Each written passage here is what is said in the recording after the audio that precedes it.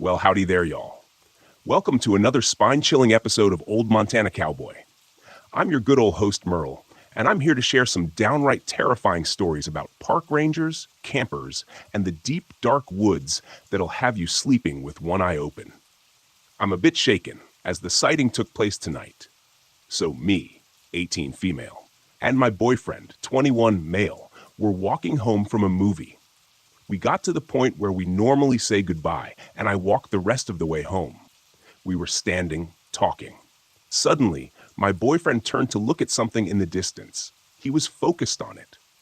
I turned to look at what he was seeing, and I saw it too. Across a small field from us, I saw a pitch-black creature that was moving side to side, almost like a seal. It seemed like it was getting closer, but it wasn't moving forward. I asked my boyfriend if it was getting closer, and he said he thought so too. We'd both seen exactly the same thing. Our descriptions were identical when we spoke about it. I was so scared. He walked me the rest of the way home. When he was walking back, it was gone. Nothing was there. We'd like to know what it was, or if anyone has seen something similar. We're in the United Kingdom, if that helps. It was the second day of our camping trip, and my friends and I were eager to explore the dense woods surrounding our campsite. We'd heard stories of strange happenings in the area, but none of us really believed them. It was mid-afternoon when we stumbled upon an old, abandoned cabin. The door hung off its hinges, and the windows were shattered. Intrigued, we decided to take a closer look. As we cautiously stepped inside, the musty smell of decay and dampness hit us. The walls were covered in cryptic messages and eerie drawings of bizarre creatures we'd never seen before. A chill ran down my spine, but my curiosity was piqued. We decided to stay in the cabin for the night, thinking it would make for an exciting experience. Little did we know what lay ahead. As night fell, the forest around us came alive with inexplicable sounds. We could hear branches snapping and what sounded like growling in the distance. The shadows outside seemed to dance and shift as if they were alive. Our excitement turned to fear, and we huddled together, too afraid to sleep. Suddenly, there was a knock on the door. We all held our breath, hearts pounding in our chests. The door creaked open, and a tall, bearded man stood before us. He introduced himself as Jack, a park ranger who patrolled the area. He looked at us with concern and asked what we were doing in the cabin. We told him about our discovery, and he solemnly nodded. Jack revealed that the cabin once belonged to a group of people who worshipped the mysterious creatures depicted on the walls. They believed these predators had supernatural powers and could grant them immortality if they performed dark rituals. The worshippers had vanished years ago, but Jack suspected the creatures they summoned still roamed the woods.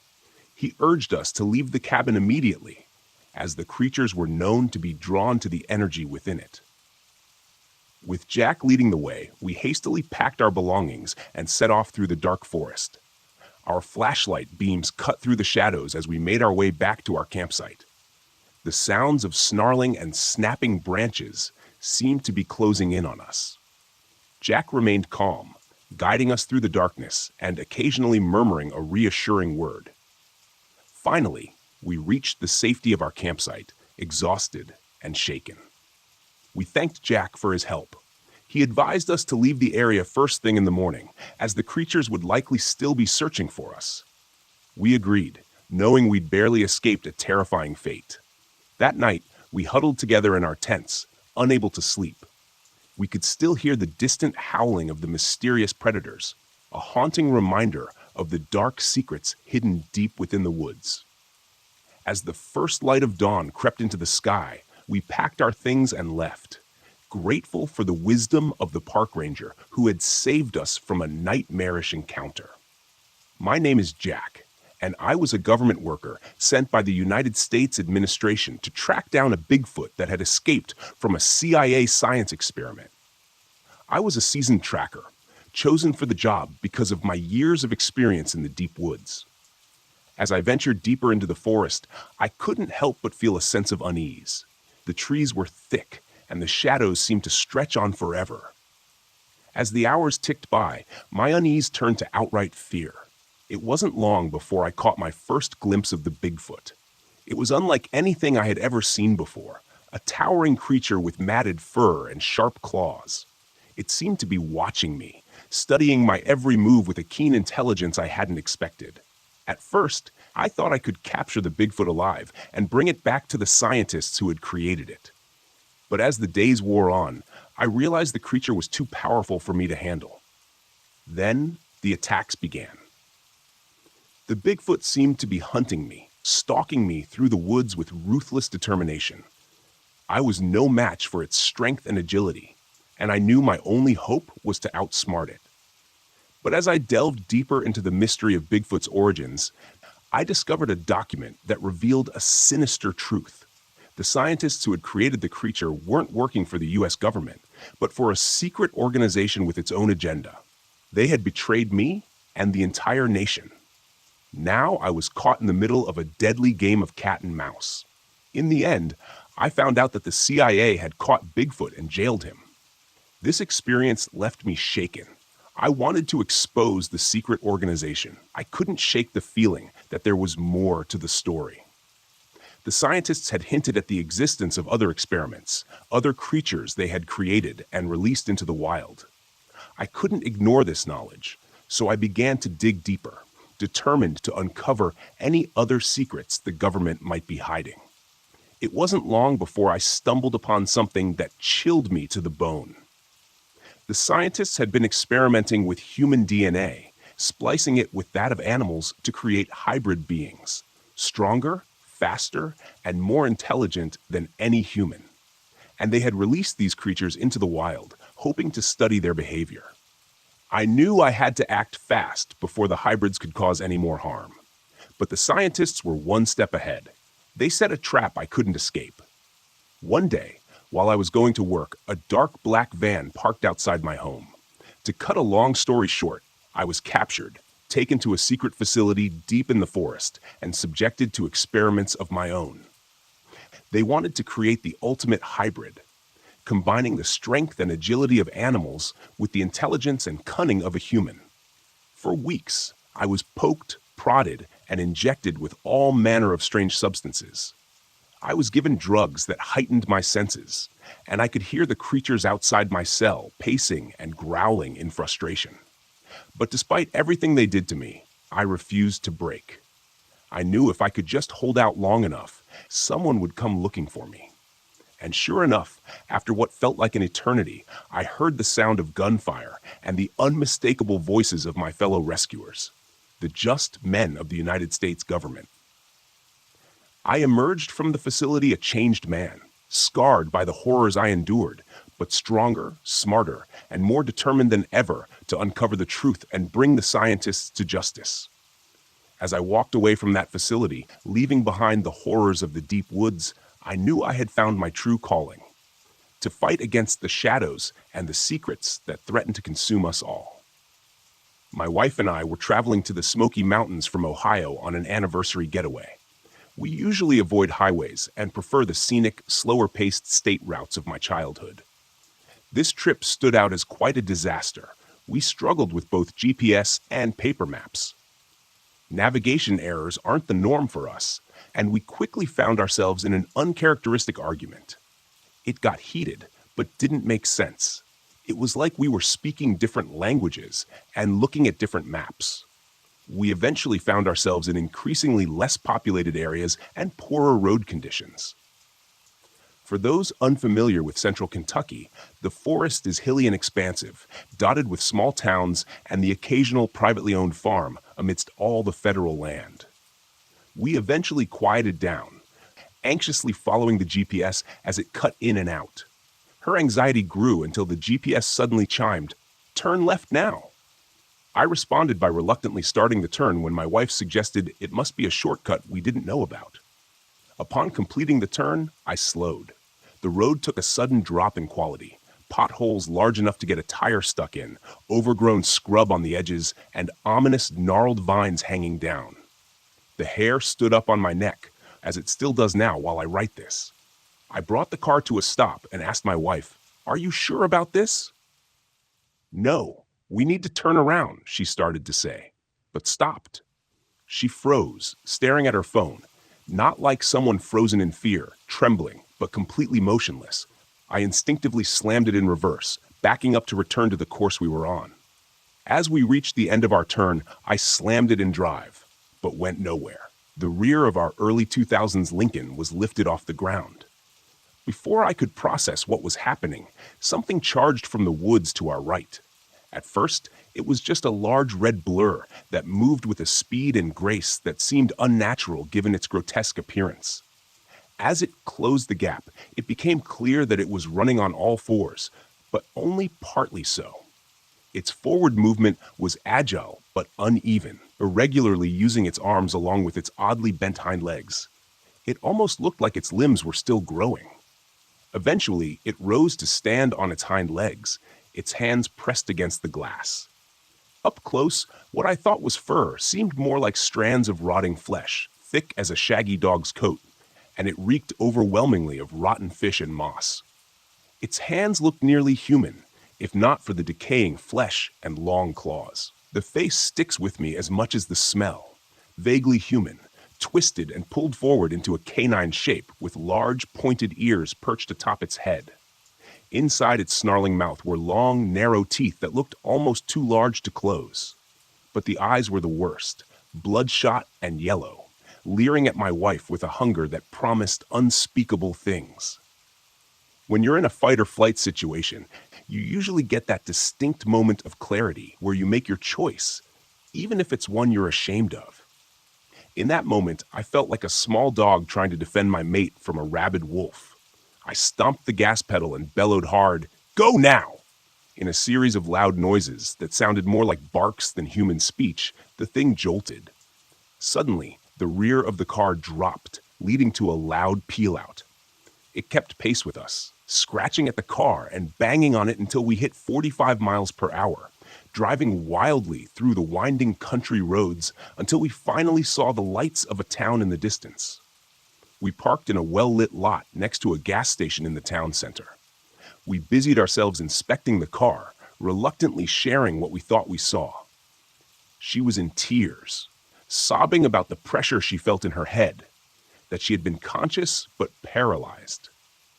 Looking under the trunk, I spotted a crack with a lump of rotten flesh dangling from a frame member. The smell was still overpowering, and it sent us into a tear-filled hug as we stared at a piece of the filthy creature, realizing there were likely at least two of them, the one at the window and the one that lifted the rear axle off the ground. Thoroughly shaken, we sat in the car, facing opposite directions, discreetly unpacking our handguns and hiding them under a blanket. We waited until around 9 before setting off toward our destination via the highway. When we were teenagers, a buddy and I were in the woods one night and saw a floating blue light break close to us. This was in northern Ohio, by Lake Erie near Cleveland. We loved walking through the woods at night because of the creepy noises and hard-to-identify animal sounds. That night, we saw a blinking light floating or flying in a hooked J pattern. It was like watching a lightning bug, but a brilliant blue, almost like an LED. There were no other lightning bugs in season, and definitely no other blue lights. It was only a few feet from us in the dark woods. With a bit of moonlight, we could see shadows, as if someone were holding the light. But who would sit alone in the woods waiting to prank random strangers? We watched in amazement and disbelief for a few moments, and then we heard what sounded like an extremely high-pitched giggle. Again, a little girl hiding in the woods at night to prank people? I don't think so. We ran as fast as we could. Anyone know of any blue bioluminescent flying, giggling insects in North America? Let me shift to another story. I grew up and still live in West Texas. There's not much in the way of forests here unless you count the massive groves of mesquite trees, which are surprisingly easy to get lost in. Yes, I've been lost in them more than once. But this story has nothing to do with the woods or even being outside of town. I grew up in a small town of fewer than 2,000 people, rural but still well-defined. The city limits and streets are pretty well lit at night, so the neighborhood kids, my brother and I, would often play well past sundown. My favorite game was Monster, which was like freeze tag, but you got to pretend to be a monster. I always chose Goatman. I know you're probably thinking I saw the Goatman while playing, but no. I only knew about the Goatman because my parents had friends out in the middle of nowhere who liked to tell spooky tales. Most of it was just drunk rednecks trying to scare us kids. We laughed more than anything. It was mostly coincidence. Everything I'm about to describe happened well within the city limits, on a Sunday night in July. There was this guy named Kelly who lived in a really crappy single-wide trailer. Think FEMA trailers, but from the early 90s. He was known for being the creepiest person in the neighborhood. Tall, curly brown hair stuck close to his head, and he wore thick Buddy Holly glasses. There were tons of neighborhood legends, haunted houses, a hobo with a butcher knife, etc. But you could have written a book of short stories just about the creepy things people claimed to see Kelly do. People said he dug in dumpsters at night and was seen eating worms or putting them in his pockets.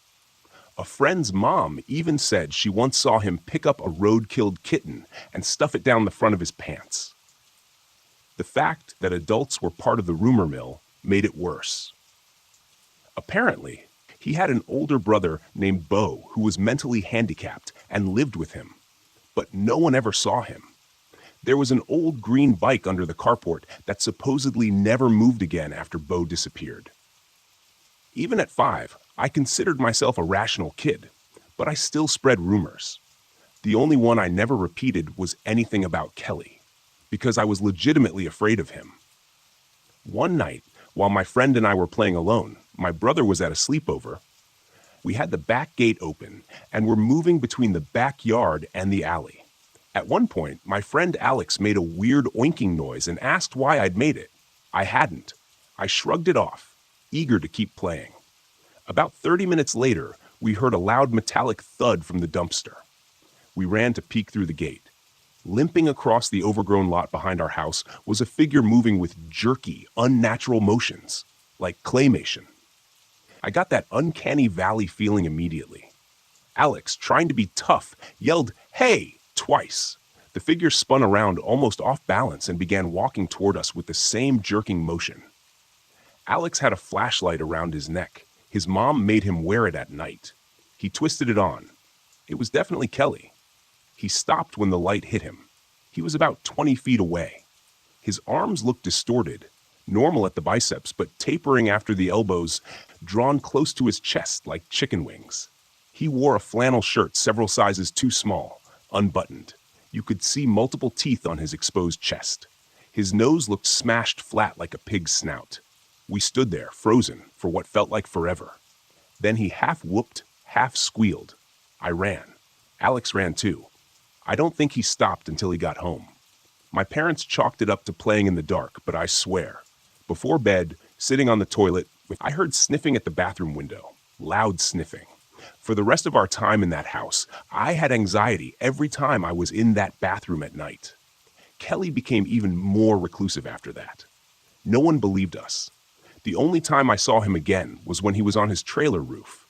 I was in the alley with my brother, taking out the cat litter. Kelly stood on the roof, sniffed the air, then glanced toward us, and quickly climbed down. So I asked, what was he? He wasn't Native American as far as I knew. Pale, with curly hair. But after learning about skinwalkers, with the strange speech patterns, and the fact that he was doing God knows what in our dumpster, waiting for us to go away so he could run and hide, what the hell was he? I may write some more about our neighborhood in that area. There were some really strange people. I had been a park ranger for nearly a decade, but I had never seen anything like this before. I was on my usual patrol route when I noticed strange tracks in the woods. They didn't match any known animal species and seemed to lead to an area of the forest that was off limits to the public. As I followed the tracks deeper into the woods, a sense of unease settled over me. Something didn't feel right. The forest was eerily silent, and I couldn't shake the feeling that I was being watched. After a few hours of following the tracks, I stumbled upon a clearing. In the center of it was a small abandoned building that looked like it hadn't been used in years. As I approached, I heard strange noises coming from inside. I slowly pushed open the door, and what I saw sent shivers down my spine. There were strange machines and equipment that I had never seen before. In the center of the room was a large metallic cylinder, covered in strange symbols and markings. Suddenly, the cylinder began to glow, and I was knocked back by a powerful force. When I came to, I knew something had gone terribly wrong. I could hear strange whispers in my mind, and I knew I had been exposed to something I couldn't fully comprehend. Over the next few days, I began to notice changes in myself. My senses were heightened, and I could sense things I couldn't explain. Then, one night, I saw it. A creature unlike anything I'd ever seen before. It was humanoid in shape, but its skin was mottled gray, and its eyes glowed with an otherworldly light. It had razor-sharp claws and teeth. I knew it was the source of the strange tracks in the woods. I tried to catch it, but it was too fast. It tackled me and sent me flying into the woods. Dizzy and disoriented, I tried to get back on my feet. I was in grave danger, but I couldn't bring myself to leave the woods. As the days passed, I began to piece together what had happened. The government had been conducting secret experiments in the woods. I had stumbled upon one of their failed projects.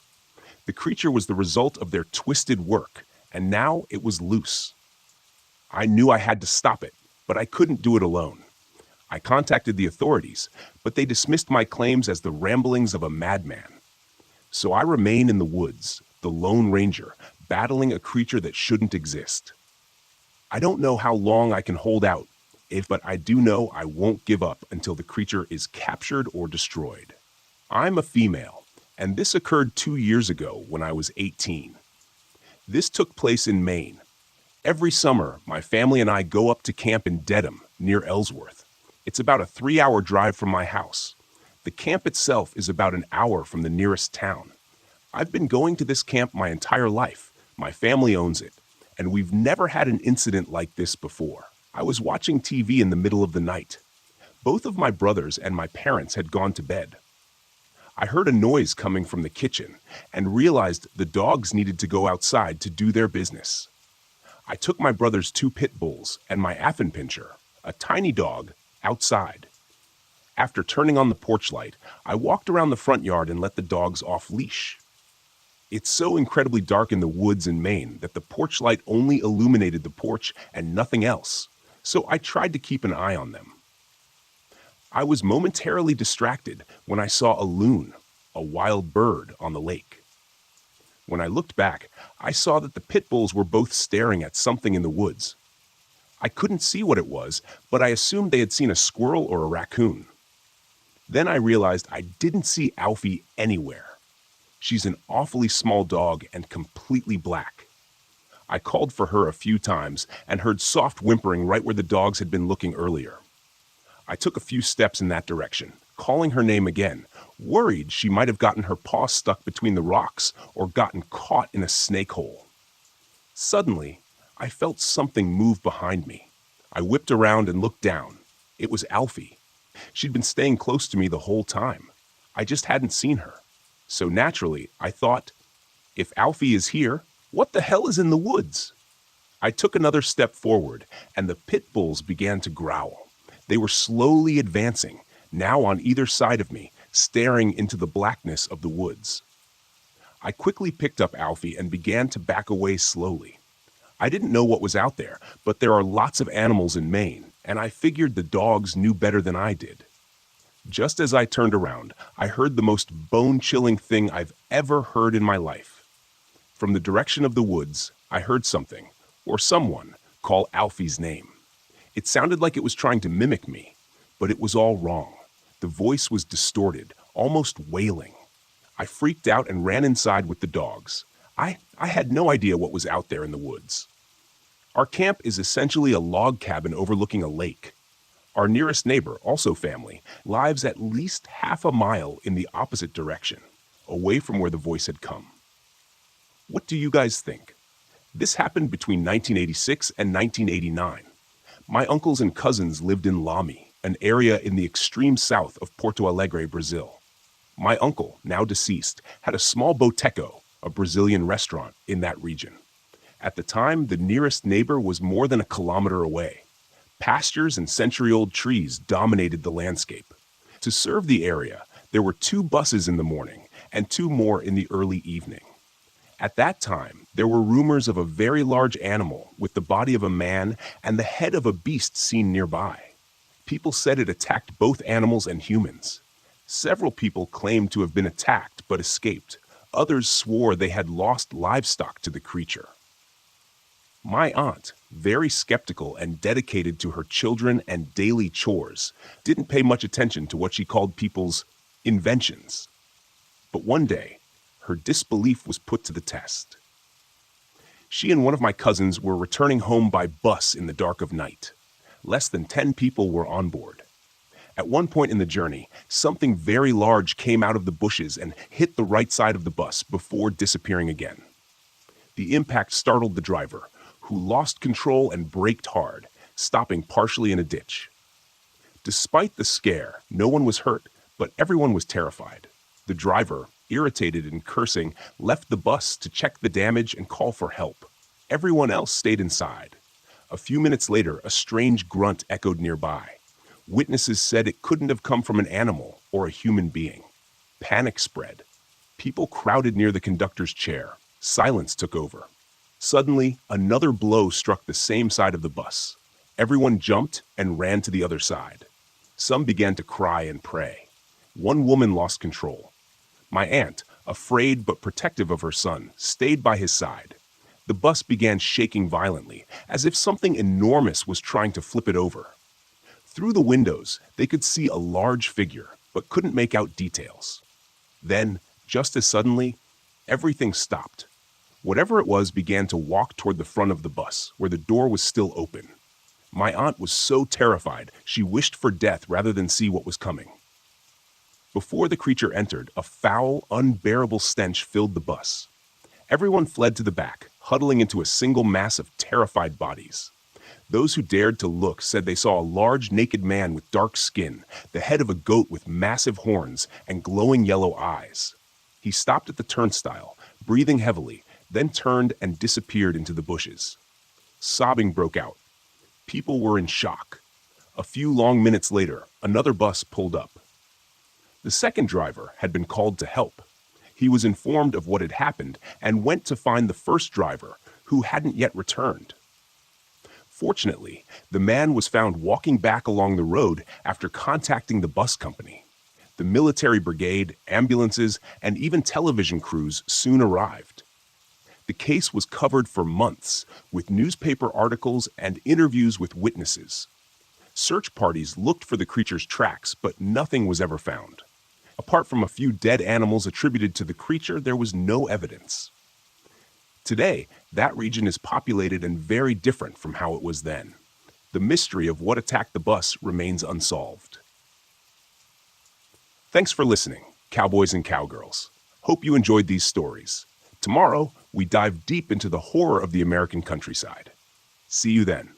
Can you tell me what time you are listening to this video? How do you feel about my video? If you like, please like and subscribe, and comment to let me know. That is a great motivation for me. Thank you, guys.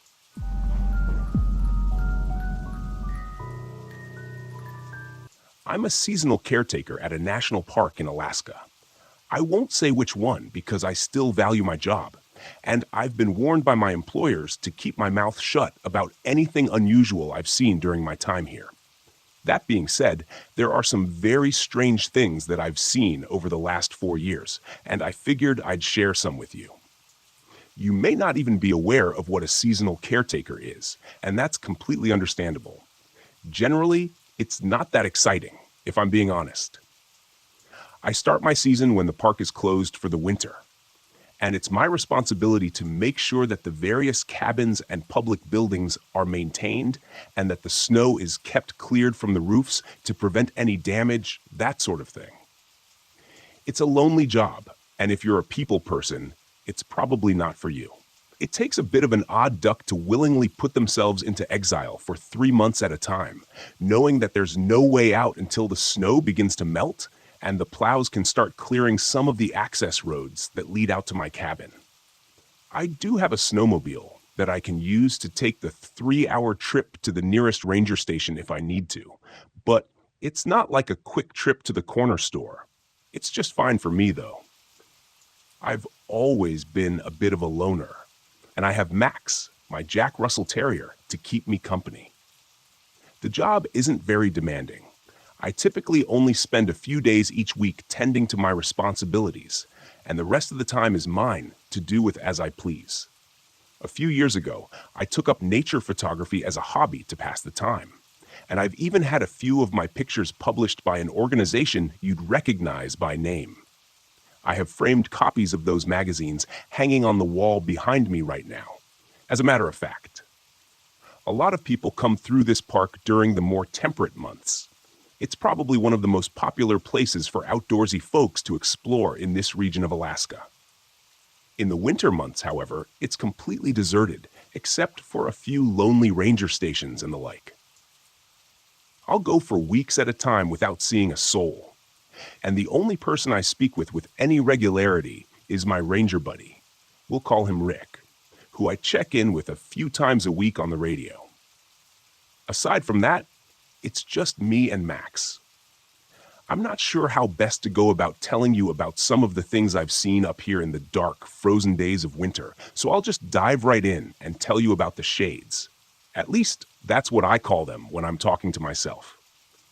I have no idea what they really are, but when the winter storms are blowing strong against my shuttered cabin windows and the visibility in the snow and dim light is next to nothing, you'll see them.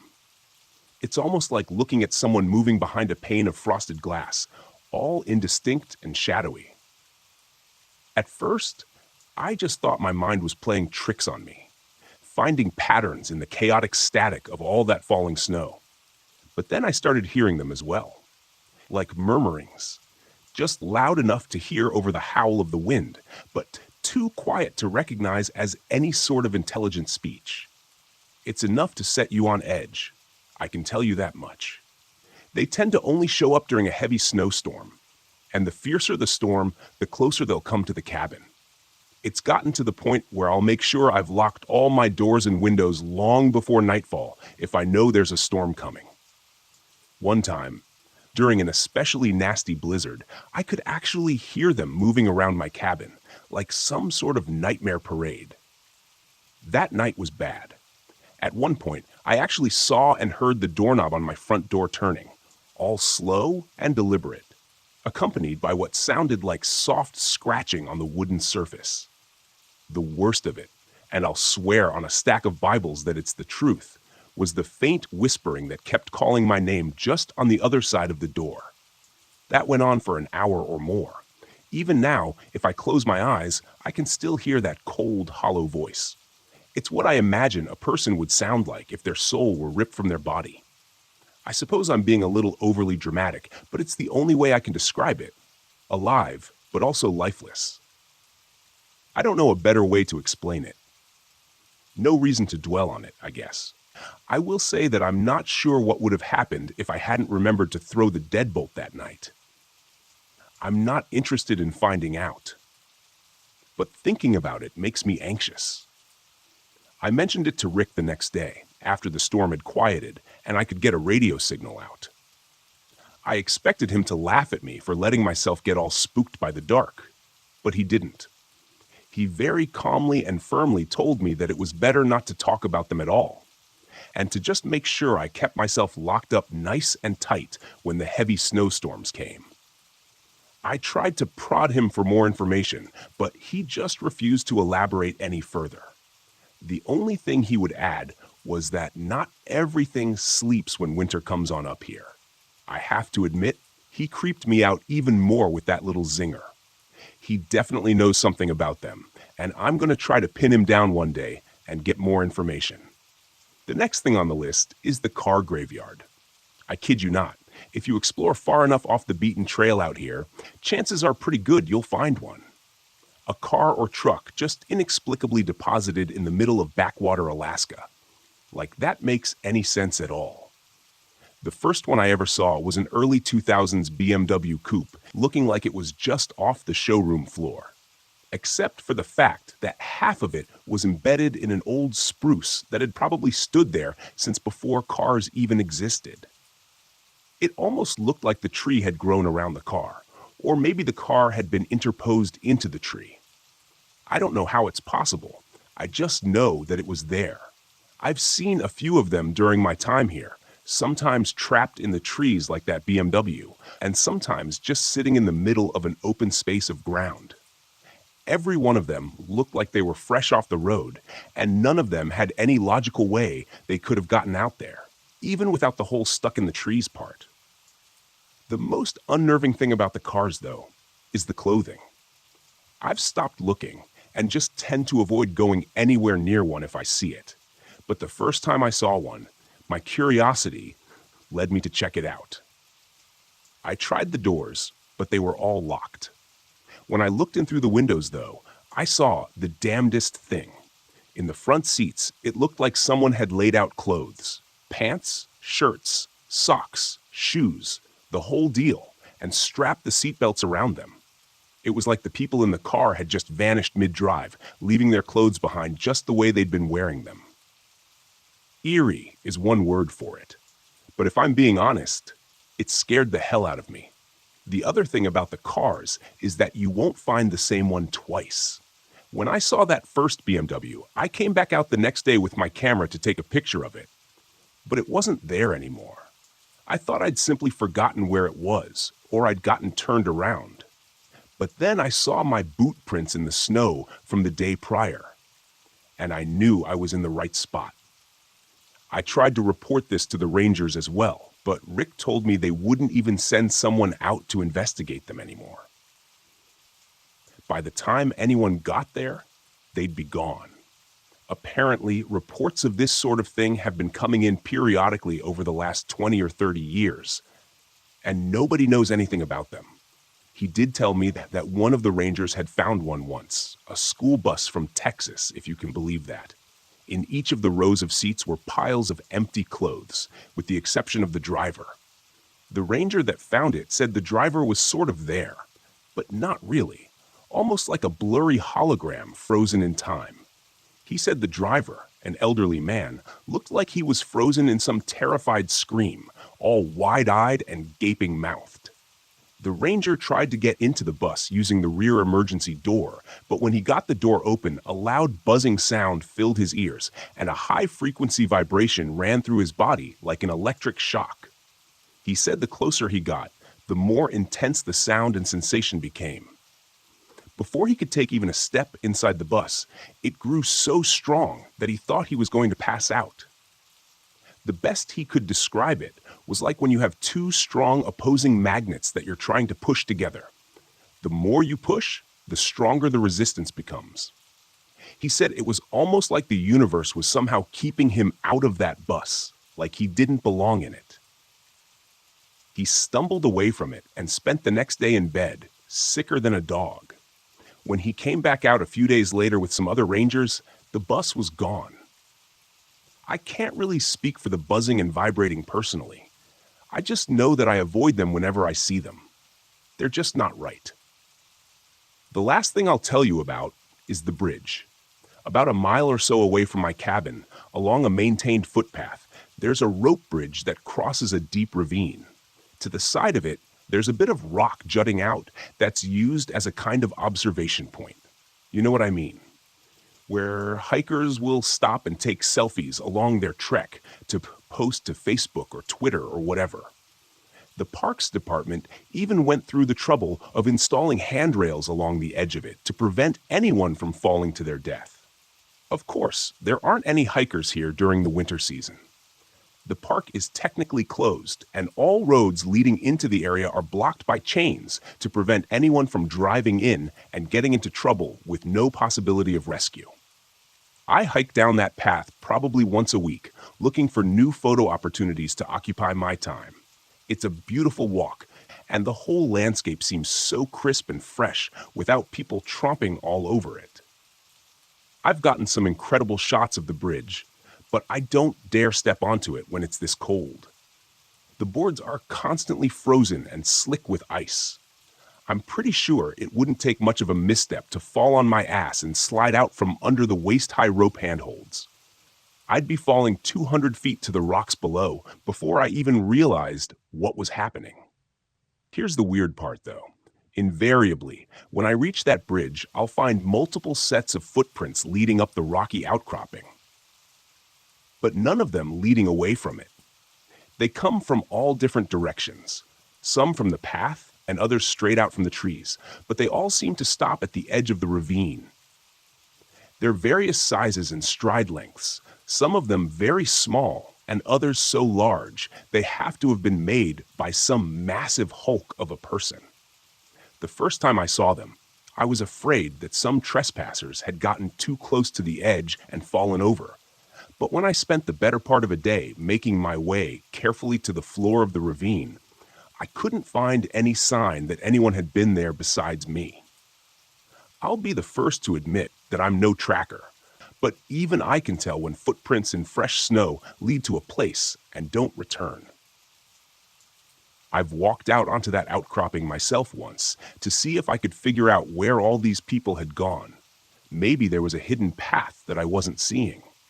But the moment my foot touched that stone, my head began to throb like I was suffering from the worst hangover I'd ever had.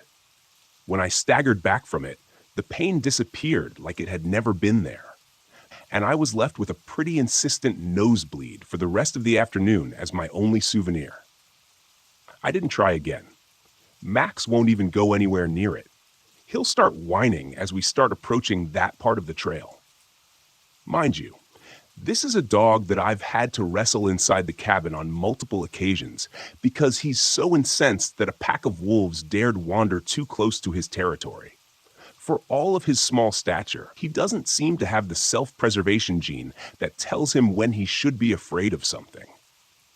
But not the overlook, though. That's a different story altogether. Even Max has his limits, I guess. I have more stories, but I'm getting a little tired, and it's about time for me to get some sleep. Tomorrow, I need to head out to the cabins by the frozen lake and make sure the roofs are clear. I'll write a bit more later. Next time, I'll tell you about the dead bears. That's a strange one. Hey all, it's me again. First of all, wow. I didn't expect this sort of response. Thanks for all the great feedback on my previous post. Honestly, I wasn't sure how interested anyone would be in some of the things going on out here, and I was more than a little surprised when I got back to my cabin yesterday and saw the responses. Before I get rolling with some more experiences I've had out here, I just wanted to address a few questions or comments that folks made on my last update. Someone suggested that I should try to capture the shades with my camera. That's a good suggestion, and I've already tried that on a couple of occasions. The issue I've run into is that because of the darkness and the snow, I really only have two options. Either use a flash or some other light source, or else use a long shutter speed on my camera. Even though I was pretty sure neither one would work, I've actually tried both methods. Unfortunately, as anyone who has driven in a snowstorm can attest, snow is great at reflecting light, which is why you can't use your high beams when driving in it.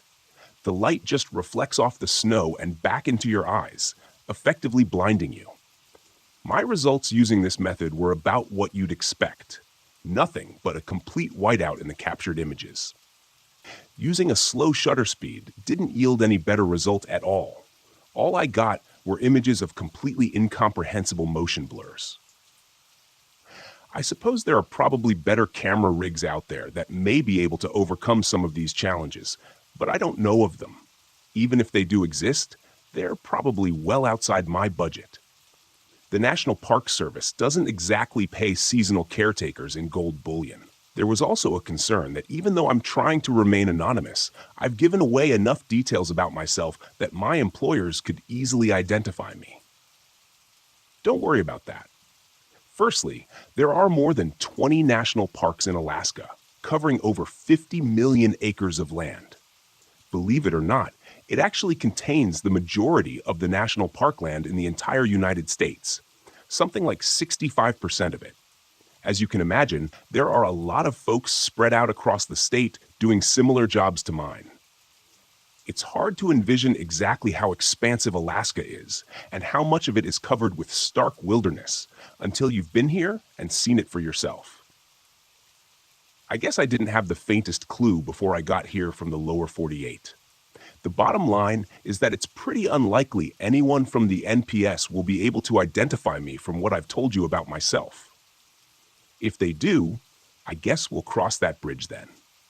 Finally, someone asked me about the license plates I've seen on some of the vehicles that mysteriously appear out here in the wilderness, and whether they were all from one area or from all over.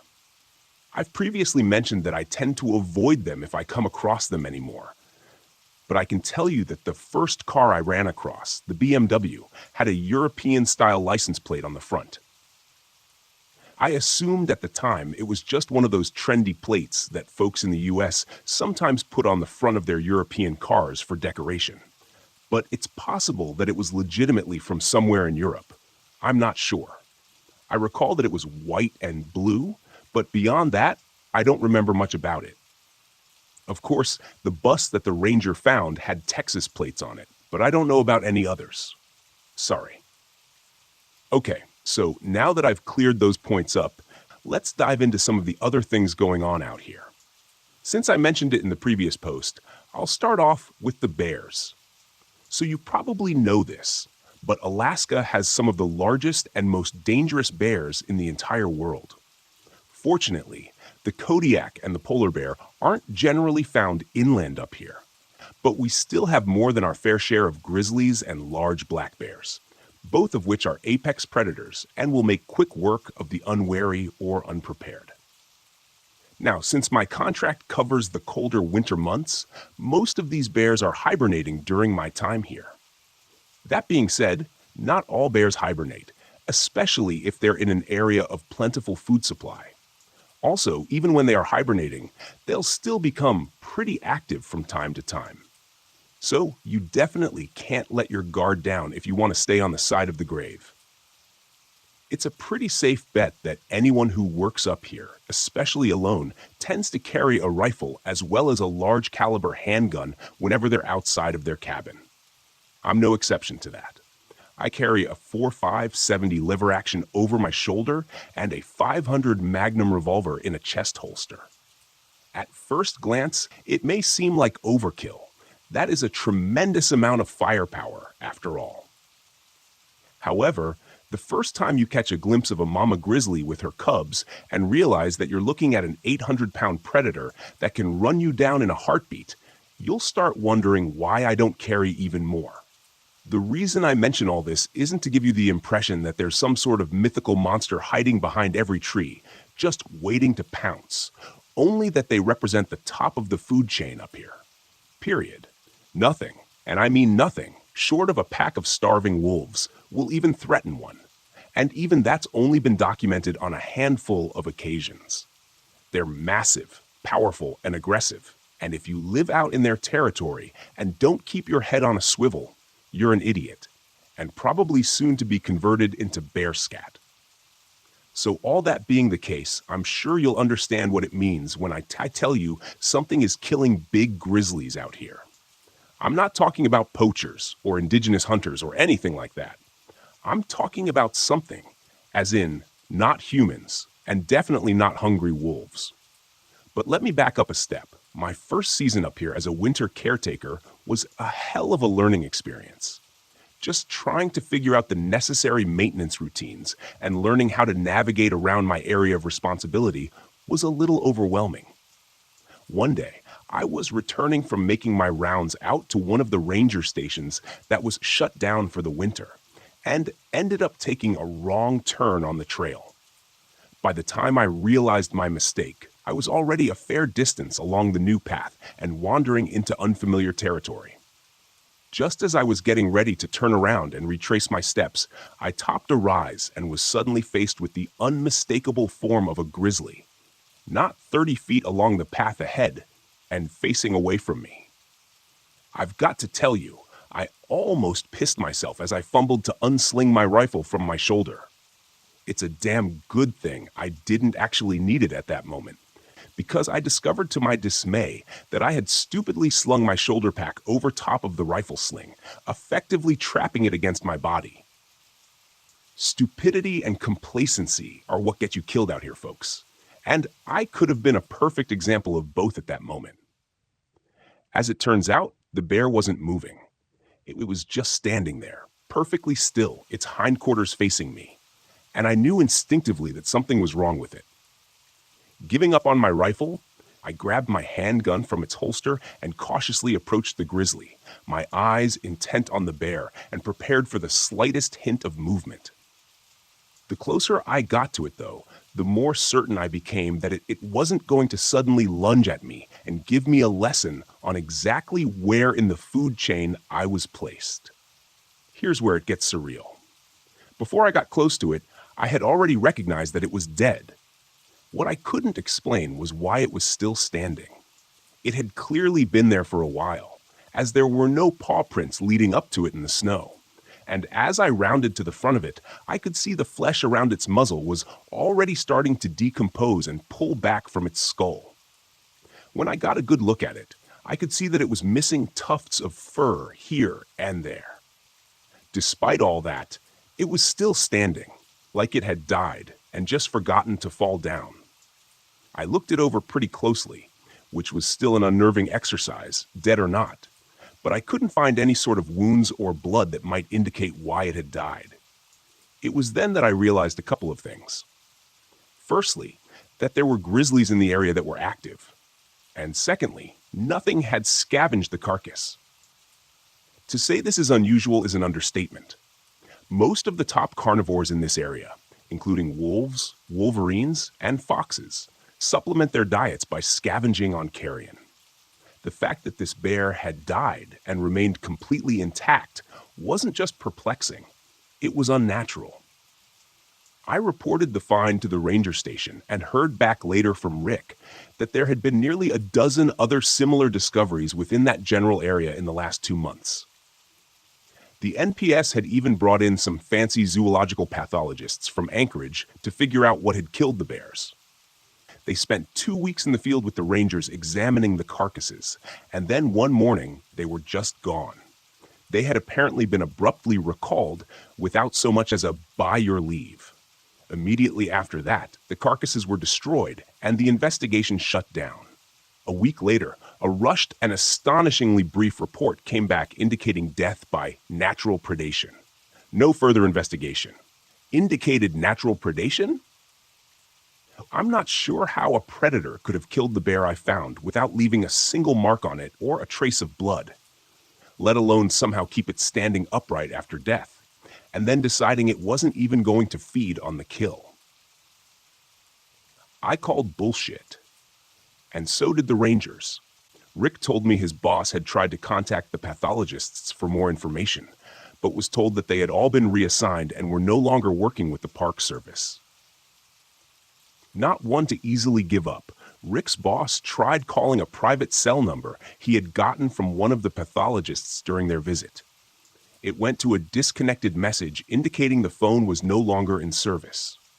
This was strange, because he had just spoken to the investigator using that very number only a couple of weeks prior, so he knew it was a good number. But late that night, he received a call from an unknown caller. When he answered it, he recognized the hushed voice of the pathologist he had befriended, sounding like they were whispering into their phone. "Leave it alone. Forget about it," was all they said before the line went dead. He tried calling the number back several times, but it just went to dead air each time. That was the last time he heard anything about it.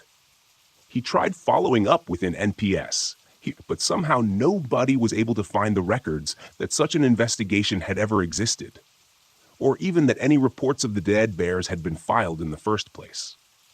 Rick told me that for a while it was all his boss wanted to talk about. It had become like a splinter in his hand that he couldn't ignore.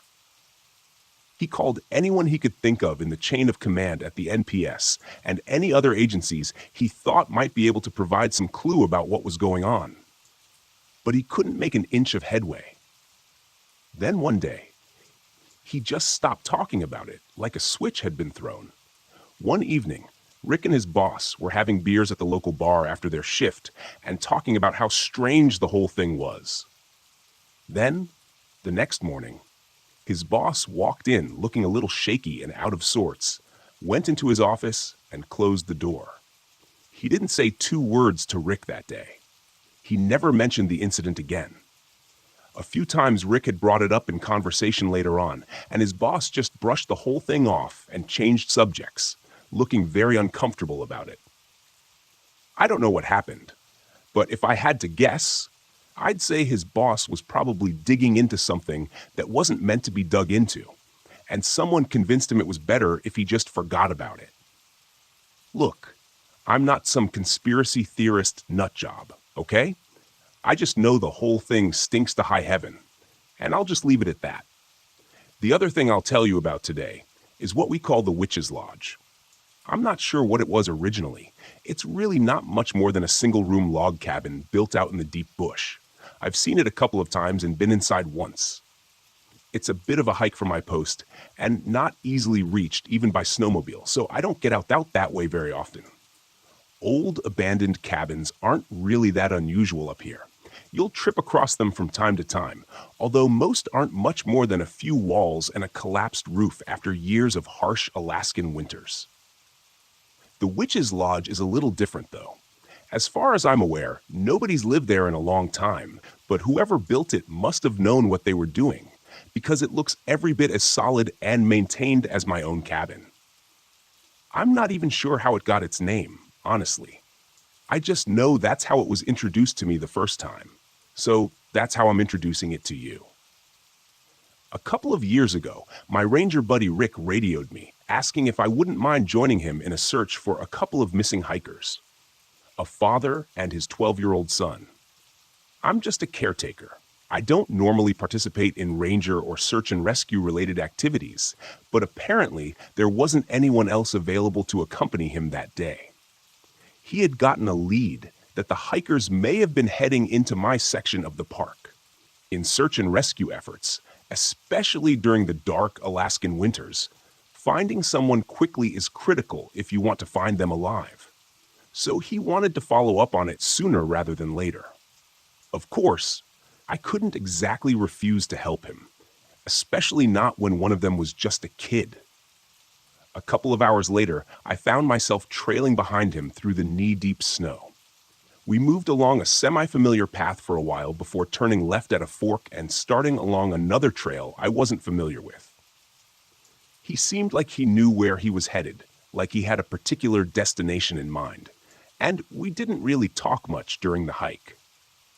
We stopped a couple of times to rest and sip some hot coffee from our thermoses, but even then, we were both quiet. I think there was some sort of dark cloud hanging over his mood. I could see it in his narrowed eyes and drawn brow.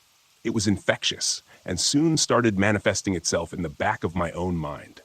An hour later, we came across the place. I was surprised to see this perfectly preserved little cedar log cabin just sitting out there among the trees, looking for all the world like someone would come walking out the front door at any moment. Something about the place seemed off, though. Somehow, I knew that nobody lived there, that nobody had lived there in a long time. I can't explain it, but in that moment, I had this strange feeling that we weren't welcome there, like something was telling me to turn around and head back while I still could. Before I had a chance to open my mouth about it, Rick turned to me and pointed toward the closed front door, where I could clearly see boot prints at its threshold. "Come on," he said over the wind that had just blown up, and I could see the grim set to his expression before he turned away and started toward the door. I noticed that he had drawn his handgun, so I did the same, though I had no idea why. We reached the entryway to the cabin. He put his hand on the latch. Before he lifted it, he paused and looked back at me with that same dark expression. "We're going to have to look inside," he said. "There's nothing to be found in there? Fine, just turn around and head back to your cabin for a couple glasses of whiskey by the fire. Maybe the other groups will find them." But his eyes fixed hard on mine. If we find anyone other than that idiot hiker and his kid inside, we're not going to look at them, and we're not going to say a single word to them. Understand? Even if they talk to us first." I nodded at him, more confused than anything else, but that wasn't good enough.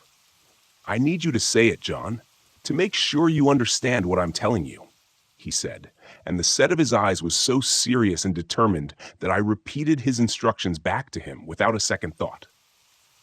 When I did, he gave a brief nod and lifted the latch, pushing the door inward. We stepped through the doorway and into the darkened room beyond. As soon as we did, I was overwhelmed by the stench of decay, mixed with the strong scent of herbs and something else, something sickly, riding just under the surface of it. My eyes had just started to adjust to the dim light of the interior, and I was able to make out the sparse furnishings of the room, an old rickety table with a solitary low-back chair in front of a cold stone fireplace along the far wall. I thought I could just make out a cot, but I couldn't be sure. "Damn it, it's happened again," Rick said, almost under his breath, and the tone of warning in his voice drew my attention immediately. I turned to find him kneeling next to the desiccated husk of a man's body, dressed in gray snow pants and a red down jacket, slumped back against the wall. It looked like it had been there for years, and I stumbled backwards in shock without realizing it. "What the hell?" I exclaimed, not really knowing what else to say. Rick picked up something that was resting on the floor near the man's skeletal hand, looked briefly around the room, and then nodded to the door. "Time to go. I'll let the search and rescue team know we found the hikers," he said. I was more than a little confused. The body we were looking at was almost mummified. It had clearly been there a long time, and I told him as much, not to mention the fact that there was only one of them. If it was possible that this was the father, that still meant the son was somewhere out there. "It's too late, John," was all he said, pressing something into my hands as he passed me and stepped out the door. I looked down and realized I was holding a small notebook, the kind a person might keep in their pocket, just in case they needed to write something down. Numbly, I flipped it open. It was mostly empty, except for the first 2 pages, which were scrawled in sloppy cursive and pencil. I don't have it anymore, so this is as well as I remember it, but it should be close enough that you get the gist of it. "We found her cabin. God, I wish we hadn't. Nathan's gone. She took him. I've been wandering around in here for days, but I can't find my way out. I haven't seen Nathan or her since that first day.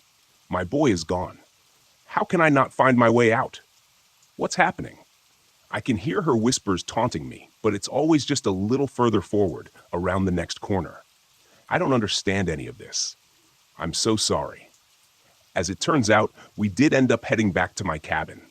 Rick radioed the search and rescue team that he found the hikers in the log, and the person on the other end paused a long moment before replying with a simple acknowledgement. No questions. Nothing else. Just acknowledged Rick. We didn't say much to each other that night. We just sat in front of my fire and drank the rest of my Jameson until we both passed out. When I returned to consciousness the next morning, Rick had already gotten up and left. We haven't spoken about it since that day. The notebook was gone when I awoke, so I assume he took it with him. Clearly, he knows something about what happened, about that cabin. But I've never asked him. I'm not too sure I really want to know. It's hard enough to sleep at night out here sometimes. Speaking of which, I suppose it's time for me to sign off and get some shut-eye. It's already almost 2 a.m., and I've got a long day's work ahead of me tomorrow. It snowed pretty good today, and I was already behind in clearing the roof of the storage sheds near the old Firewatch Tower. I'd rather not have to deal with the damage if the roof collapses, so I better get over there as soon as it lets up outside. I'll write more soon. Good night, all. I'm back again, but I think this may be my last post. It sounds like I may have attracted the attention of someone I didn't intend to, and after this update, I'm going to lay low and try to disappear. Let me bring you up to speed. First thing this morning, as I was getting suited up and ready to head out to the storage sheds near the old Firewatch Tower, I heard a knocking on the door of my cabin. Being in the middle of a closed national park in the heart of an Alaskan winter, you can imagine I don't get many visitors. About the only people I ever see out here are my ranger buddy Rick and the guy who brings me fresh supplies every few weeks. Rick has never just shown up at my door without calling on the radio first. And I know he's had his hands full recently with a few separate incidents of missing hikers and one self-professed cryptozoologist. So I was surprised to hear his muffled voice calling my name through the locked door. When I opened it and ushered him inside, I saw immediately the concern set into his expression. Without a word, he stepped over to the fireplace and warmed his hands in front of the freshly smoldering log I had just added. "Hell, Rick, you gave me a bit of a start," I told him with a small chuckle, trying to lighten the air a little. Something was up, and I had a sinking feeling that it might have something to do with me. He turned away from the fire and looked at me a long moment in silence before speaking. "I got a call last night, John," he said. His face was creased with a frown. I couldn't tell whether it was one of worry, muted anger, or maybe a combination of both. "Oh, yeah?" I replied, trying to keep the tone as casual as I could. He pulled the wool cap off his head and ran a hand over it, smoothing out his short, neatly trimmed hair. "Yeah, so did a few other rangers, apparently." I nodded and took a sip from my coffee, feeling more uncomfortable by the moment. "What about? What do you think was about me?" He pointed at me with his cap. "You've attracted someone's attention with your little stories you've been posting online." "My stories? What stories?" I said evenly, feigning innocence. I hadn't discussed these posts with Rick since I started updating them. Sure, we chatted about the possibility of me doing some in the past, but I hadn't told him that I'd actually written them. As far as he knew, I was just blowing smoke.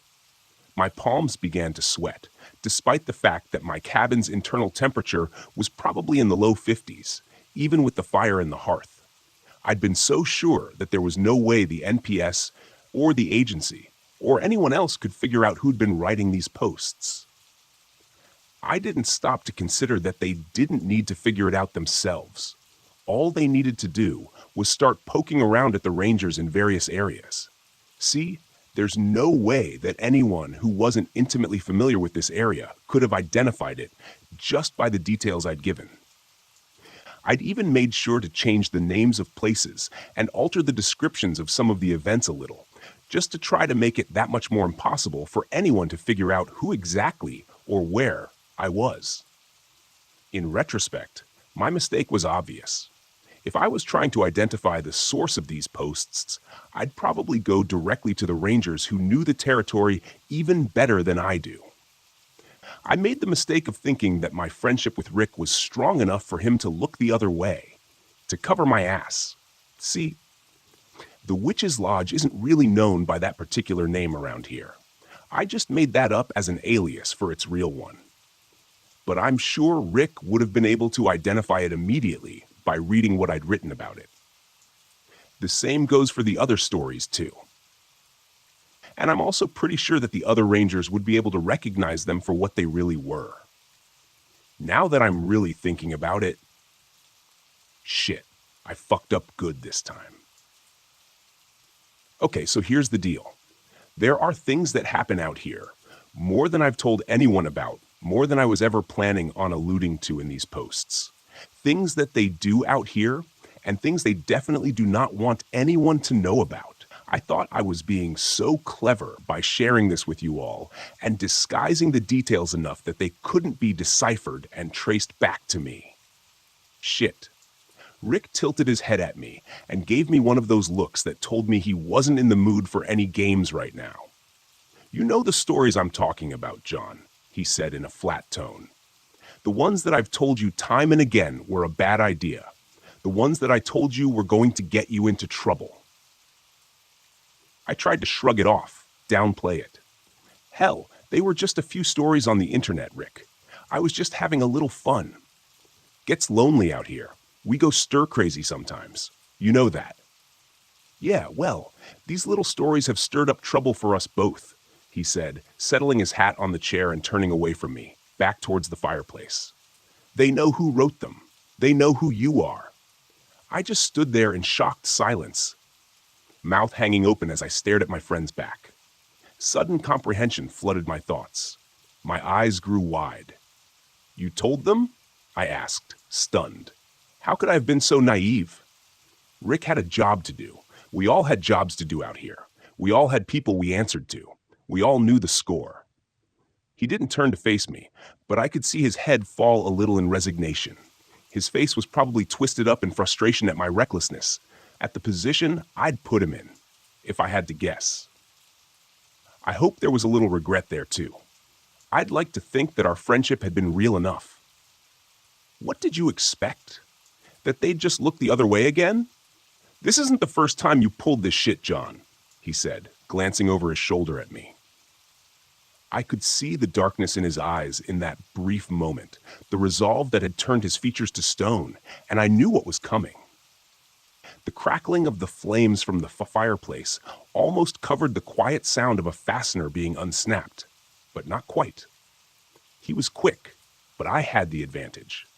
Before he even had the chance to spin around to face me, my magnum was out of its holster and thundering with unimaginable violence in the small confines of the cabin. The air filled with acrid smoke, and the after-image of the muzzle flash glowed in my eyes, superimposed over the dim firelight. Rick staggered to his left, his own handgun falling to the floor, as he reached up to clench the blackened hole in the chest of his jacket, which was now already growing red from the terrible wound beneath. He looked up at me, and I could see the realization in his eyes of what had just happened. He reached out to steady himself against the mantel, gasping for breaths that now had a horrible wet rattle to them. "I'm sorry, Rick," I said, grabbing my pack from beside the door and slinging my rifle over my shoulder with trembling hands. "I screwed it all up. I'm sorry about all this." He didn't hear me, though. He had slumped to the floor and now stared vacantly at nothing, his blood pooling and spreading from beneath him across the wooden planks. He was gone. That was this morning. I took off out of my cabin as quickly as I could and strapped my pack onto the snowmobile. Within a couple minutes, I was speeding along the northern trail away from my cabin and in the direction of the decommissioned ranger station. I had killed my friend. He would have killed me if I hadn't acted first, I know. But that doesn't change anything.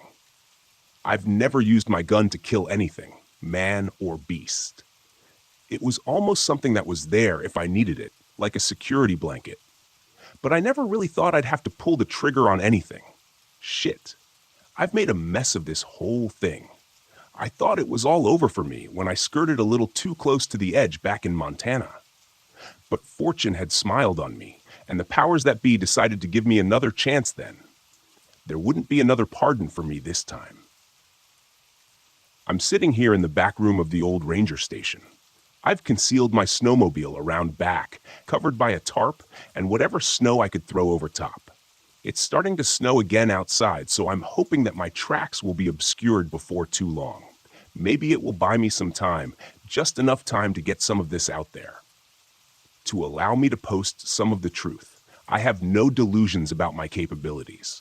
I'm just a caretaker. My training was cursory at best. I'm certainly no match for their teams. My name, my real name, is John Wright. I do actually work for the U.S. government, but not for the National Park Service. At least, not really. I'm not going to name the organization that I work for, not because I'm afraid that they'll find out it's too late for that now, but because the Raptor AI protocols will identify and censor this entire post before it has a chance to proliferate if I do. Once the post gets out and starts bouncing around to various servers, it's much more difficult for them to make it go away. My job here is mostly what I've told you. That part's true. But that's mostly just busy work. My cover, if you will. Primarily, I'm responsible for keeping an eye out for trespassers who wander a little too close to their facilities, or things that have escaped from them, or unintended byproducts of whatever the fuck they're doing in there. I don't really know what goes on under the mountain, and I'm sure I wouldn't understand it even if I did. What I do know is that I'm pretty sure those cars that just appear out of nowhere, hundreds of miles from anywhere they have any business being, are from one of those byproducts. The shades. Hell, I don't know. Escapees, maybe. I don't even know what I hope to accomplish by writing all this right now. Maybe it's my way of trying to make it right. Maybe I just want to make sure there's something left of me for anyone to remember. When I posted here 3 years ago, I saw the entrance to the facility. It's about 10 meters from my cabin, bored directly into the base of a mountain. I have no idea how big it is inside or how many people are in there. But I know that there were a lot of big military helicopters flying in and out at the beginning of the seasons here. I assumed they were transporting researchers, equipment, or whatever. It just hit me that if Rick had shown up at my door a half hour earlier, I would have been just finishing my breakfast instead of fully geared up and ready to head out for the day. I wouldn't have had my holster strapped to my chest, and I'm certain I'd be the one lying in a pool of my own blood right now. Shit. Concentrate. Damn it. I don't have time for this. I don't know what the communication protocol was that Rick was supposed to follow after he took care of me, but I assume someone was waiting for his report to confirm that I'd been silenced. I have to believe that by now they know something has gone wrong. There's probably a team at my cabin right now. It hasn't been snowing long enough to cover my tracks, unfortunately, which means they'll probably have no trouble figuring out which direction I took. It's only a matter of time before they show up here. Then it's all over. Right now, I'm typing this on my notebook computer and relaying it through the Ranger Station communication network. I'm surprised they haven't locked down the firewalls yet. I fully expected to get cut off from the world once I got here. Small blessings, I guess. At least I can get this out there still. You've probably gathered by now that most of the Rangers around here aren't what they seem either. Some are, I think, but most are ex-military, special forces types recruited by the agency to provide security and make sure that the caretakers don't go off the reservation like I did. Rick was that way. His real name is Mike, by the way. I won't tell you his last name. I don't want him remembered as anything other than a hero. I'm the one that fucked this whole thing up. He was just doing his job, fulfilling his sworn commitment. He was an honorable man. That's how I want him remembered. My nerves are starting to get the better of me. I just took a look outside because I thought I heard something. I don't think they can get here this quickly, so I'm thinking it was just my imagination. Look, this isn't something isolated to Alaska. They have research facilities all over the U.S. The last one I was at was in Montana, but I know there are others spread across the states. Wyoming, Texas, Kentucky, South Dakota. Hell, they're everywhere. They like to build them in national parks, especially those with huge amounts of wilderness. It ensures a reasonable amount of privacy without drawing the sort of attention that places like Groom Lake and Cheyenne Mountain have. Those two places are basically tourist attractions at this point. But man, once they tried out Alaska, it was like they hit the jackpot. The whole area is so remote and uninhabited that they're virtually guaranteed isolation and secrecy to do whatever it is they're doing in there. Did I tell you about the man I found once, half integrated into a boulder? I don't think so. He was wearing a lab coat, but the only parts of him that were accessible were his right arm and shoulder and the back of his head. The rest of him was somehow inside of it, which was probably for the best. I'm sure he died pretty quickly. I called that one in, and they had a team out there within an hour. I left once they arrived, but when I came back a couple days later, the whole boulder was gone, and the landscape had been made to look like it had never been there. I'm talking about a rock the size of a small house. Just gone. The bear story is true, by the way. The only difference is that it was us who covered the whole thing up. That one scares the shit out of me because that thing is still roaming out here somewhere. They never were able to find it. Hell, they lost 12 men just trying. Same story as the bears, by the way. We found the teams down near the runoff gully just standing there, dead. You've never seen a nightmare until you've seen a dozen armed corpses just frozen in place. By the time we found them, they weren't much more than gray skins stretched over tight skeletons. But there they stood, looking like some goddamn zombie army out of a horror movie. I saw it once, I think. The thing that did it. It was about the size of a tall, thin man, but the shape was all wrong. The joints bent in strange ways, and the head was something that reminded me of a praying mantis. It was covered in black and gray mottled skin that looked sort of like scales, but not quite. I don't know. I'm just a caretaker. I came across it while out making my rounds one day. It was clamped onto the back of one of those big grizzlies, arms and legs wrapped around it like it was some sort of monstrous insect or something. The bear was just standing there, making the most god-awful screams you've ever heard, like it was being burned alive or something. But it wasn't moving. It was just standing there, perfectly still, while this thing did whatever it was doing. Feeding on the bear, somehow, I guess. I hid behind a tree and nearly pissed myself. I thought for sure it was going to hear my panicked breathing and come for me next, but it didn't. Eventually, the bear stopped making that terrible crying sound and went quiet. A few minutes later, this thing unwraps itself from around the grizzly, takes a few steps toward a big pine tree, and just vanishes. Only, it didn't really vanish. I nearly stepped out from behind the tree to take a closer look at the bear when I realized it was still looking at that thing. Only its skin had camouflaged itself perfectly into the background, taking on the exact coloring and pattern of the snow-covered pine. I mean, perfectly. The only reason I was able to see it was because part of it, one of its appendages, I think, was still slightly protruding away from the tree. It was this break in the shape of the tree that caught my attention and probably saved my life. I must have stood there for another hour before it finally took a step away from that tree, its surface returning to the black and gray splashes of color. When it moved, it was like a stalking spider, slow and deliberate, graceful and ungainly all at the same time.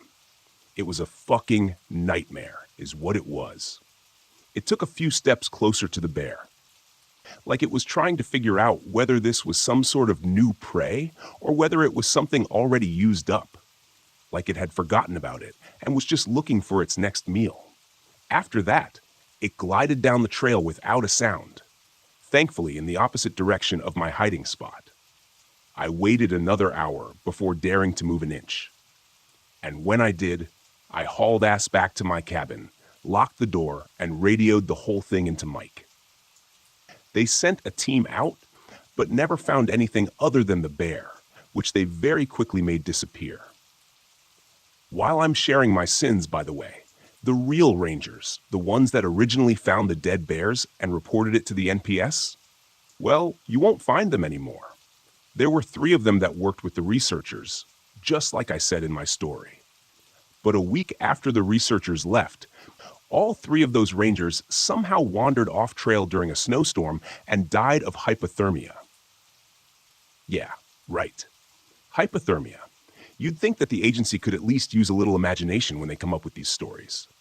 I know this whole thing took a sudden sharp right turn on you guys, and I'm sorry about that.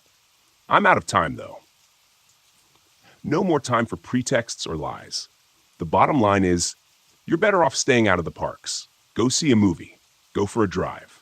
Play video games. Whatever. I suppose even state parks are probably safe enough, but I wouldn't chance it. The shit I've seen. What they've done.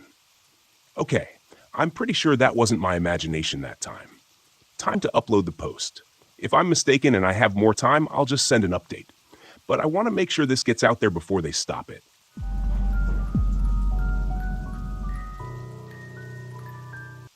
I've been a fire lookout for about a year now. I spend most of my life alone in a small, window-lined, one-room shack atop a steel and wood-frame tower in the middle of the Great Smoky Mountains National Park. My only companions are my collection of cheap novels, a laptop computer with infrequent and unreliable internet service, and the two-way radio I use to communicate with the few nearby towers and ranger stations. Nearby is a bit of a misnomer, though. Using my high-powered binoculars, I can just barely make out Tower 12 on a clear day, situated several miles to my west. Tower 15, the next nearest to my location, only appears as a glint of sunlight to my east when the sun catches it just right. I've been told the Parks Department intends to put up some additional towers in this area as soon as it gets the necessary funding, which is probably no time soon. That's fine with me, though. I like the solitude. It helps quiet my mind, keeps the memories at bay. Mostly, I occupy my days either with simple maintenance in and around the tower or scanning the dense trees all around me for any signs of trouble. It's been a dry year, so the threat of fire is a constant one. This particular afternoon, I was clearing some brush from around the base of the tower that had begun to encroach on the fire road leading back to the nearby ranger station 20 miles away. Even with the heavy suspension of the government-issued Jeep, the road was a harsh ride at the best of times. I had just finished dragging some brush cuttings off into the tree line when the radio clipped to my belt squawked. Tower 9. This is Tower 12. Do you copy? It was Billy Johnson, my supervisor. Nice enough guy, I suppose. Tended to leave me alone most of the time. I straightened up and stretched my back, wiping the sweat from my eyes with my forearm and keyed the microphone attached to my shoulder. Go for Tower 9, I replied as I replaced the shears and bow saw into the small storage shed near the base of the stairs. John, do you have eyes on a bit of smoke north of your position? Stand by, Billy, I said, snatching up my water bottle and jogging to the metal staircase that wound its way around the tower. I didn't bother locking the 8-foot chain-link fence surrounding my little compound. Chances were, I'd be back soon enough. Reaching the top, I stepped through the trapdoor and onto the walkway that circled the cabin, closing it behind me. It was habit at this point. The last thing I needed was to take an errant step and tumble down through the open hatch. I'd probably end up breaking my neck. As I passed by, I reached into the open door of the shack and grabbed the binoculars hanging on a nearby hook. Rounding the railed corner of the walkway and turning my attention to the dark green blanket of trees stretching out before me, I saw the smoke almost instantly. A thin trickle of wispy white haze rose lazily above the canopy some distance off. Probably just some campers, I figured, though there weren't any approved campsites in that area. We always had more than a few folks each season who decided that camping off-trail in the deep bush sounded like quite a hoot. Most of them come back just fine, oblivious to the danger that this wilderness presents to anyone not adequately prepared. Some of them have to be brought out by search and rescue. Some of them just don't come back. A ranger or a random hiker might occasionally come across the deserted remains of a campsite and report it in. Those are the spooky ones, the ones where people just vanished and left behind a perfectly set-up campsite. No explanation, no clues, just a deserted clearing, often with perfectly intact tents and personal effects. But there are bears and mountain lions, along with a handful of lesser predators that roam these forests, and sometimes they get hungry enough to stalk and even kill humans. And that doesn't even take into consideration the much more likely scenario. Folks stepping out of their tents at night to take a piss and very quickly getting lost. Most humans aren't suited to survival in the wilderness, unfortunately. My radio squawked again. Tower 9, what's the word? Yeah, I see it, Billy. Looks to be a couple of miles due north of my tower. What's your plan? He asked. I knew what he meant. Keep an eye on it and hope for the best, or take a trip over and investigate. After a brief pause, I sighed with resignation. It's probably just a campfire, but I guess I better head over and take a look to be sure. I didn't relish the thought of trekking to that area of wilderness, to be honest. It was the only area I hadn't explored during my time here. There weren't many trails heading in that direction, and the ones that did were badly overgrown and too narrow for the Jeep. A couple of miles hike might not seem like a lot, but when you're out here alone, the dense trees seem to stretch on forever. 2 miles can feel like 100. Roger that, John, Billy replied. Take your pack and your rifle. Check in periodically. "Will do. Tower 9 out," I said, replacing the binoculars on their hook and shouldering the red canvas backpack waiting dutifully in the corner chair.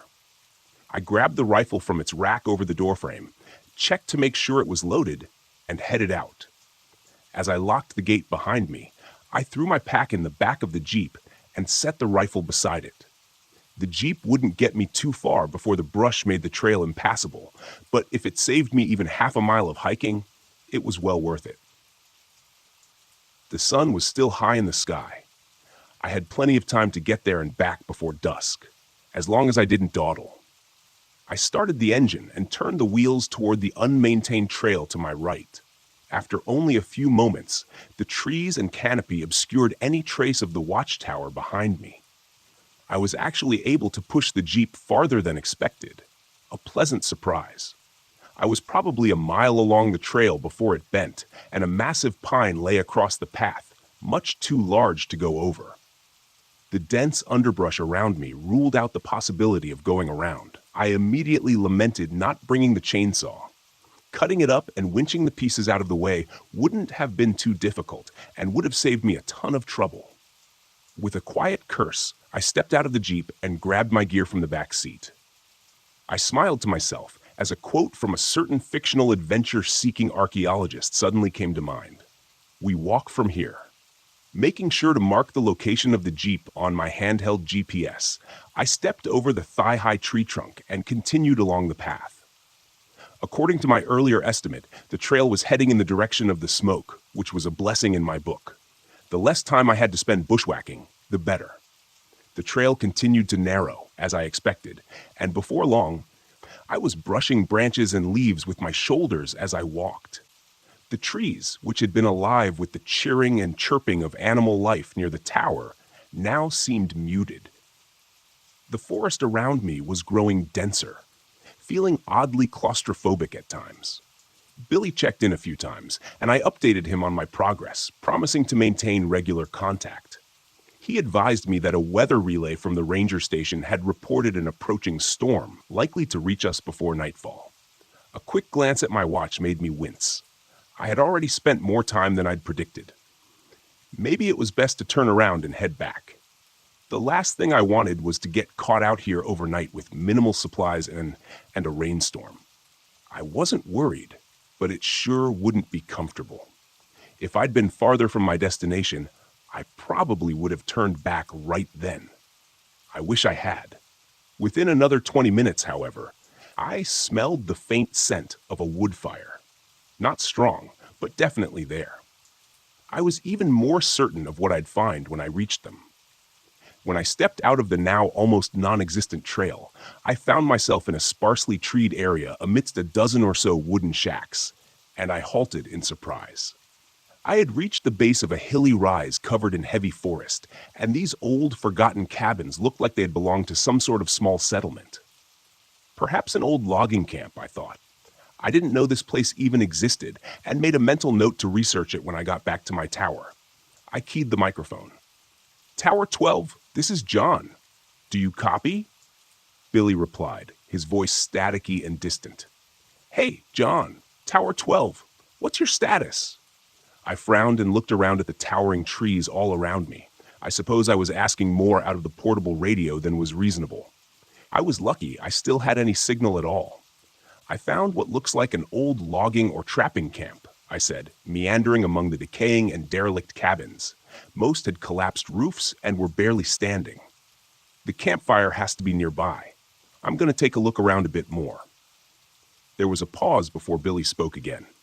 "What's your current location, John?" I glanced at my handheld GPS and relayed my position. Another pause. "John, I think you should probably just turn back. Come back, okay? You don't have many more hours of daylight left, and that storm looks like it's getting worse." Something in his voice sounded off, but I couldn't quite place it. Nervous, maybe? I couldn't blame him. My safety was his responsibility, and the idea of one of his lookouts being caught out in a storm overnight probably didn't sit well. Coincidentally, it didn't sit well with me either. "You may be right, Billy," I replied, turning around and casting my eyes over the area. "I'll just head I stopped as my eyes caught sight of a bright yellow nylon tent just beyond the last of the structures. "Repeat your last, John." "I didn't get that." "Stand by." "Tower 12, I said absently, making my way toward what I now realized was a small cluster of 3 modern tents situated around a central fire ring. The fire had been completely extinguished, but the embers still smoldered lowly, the source of the smoke. I looked around for the campers. Nothing.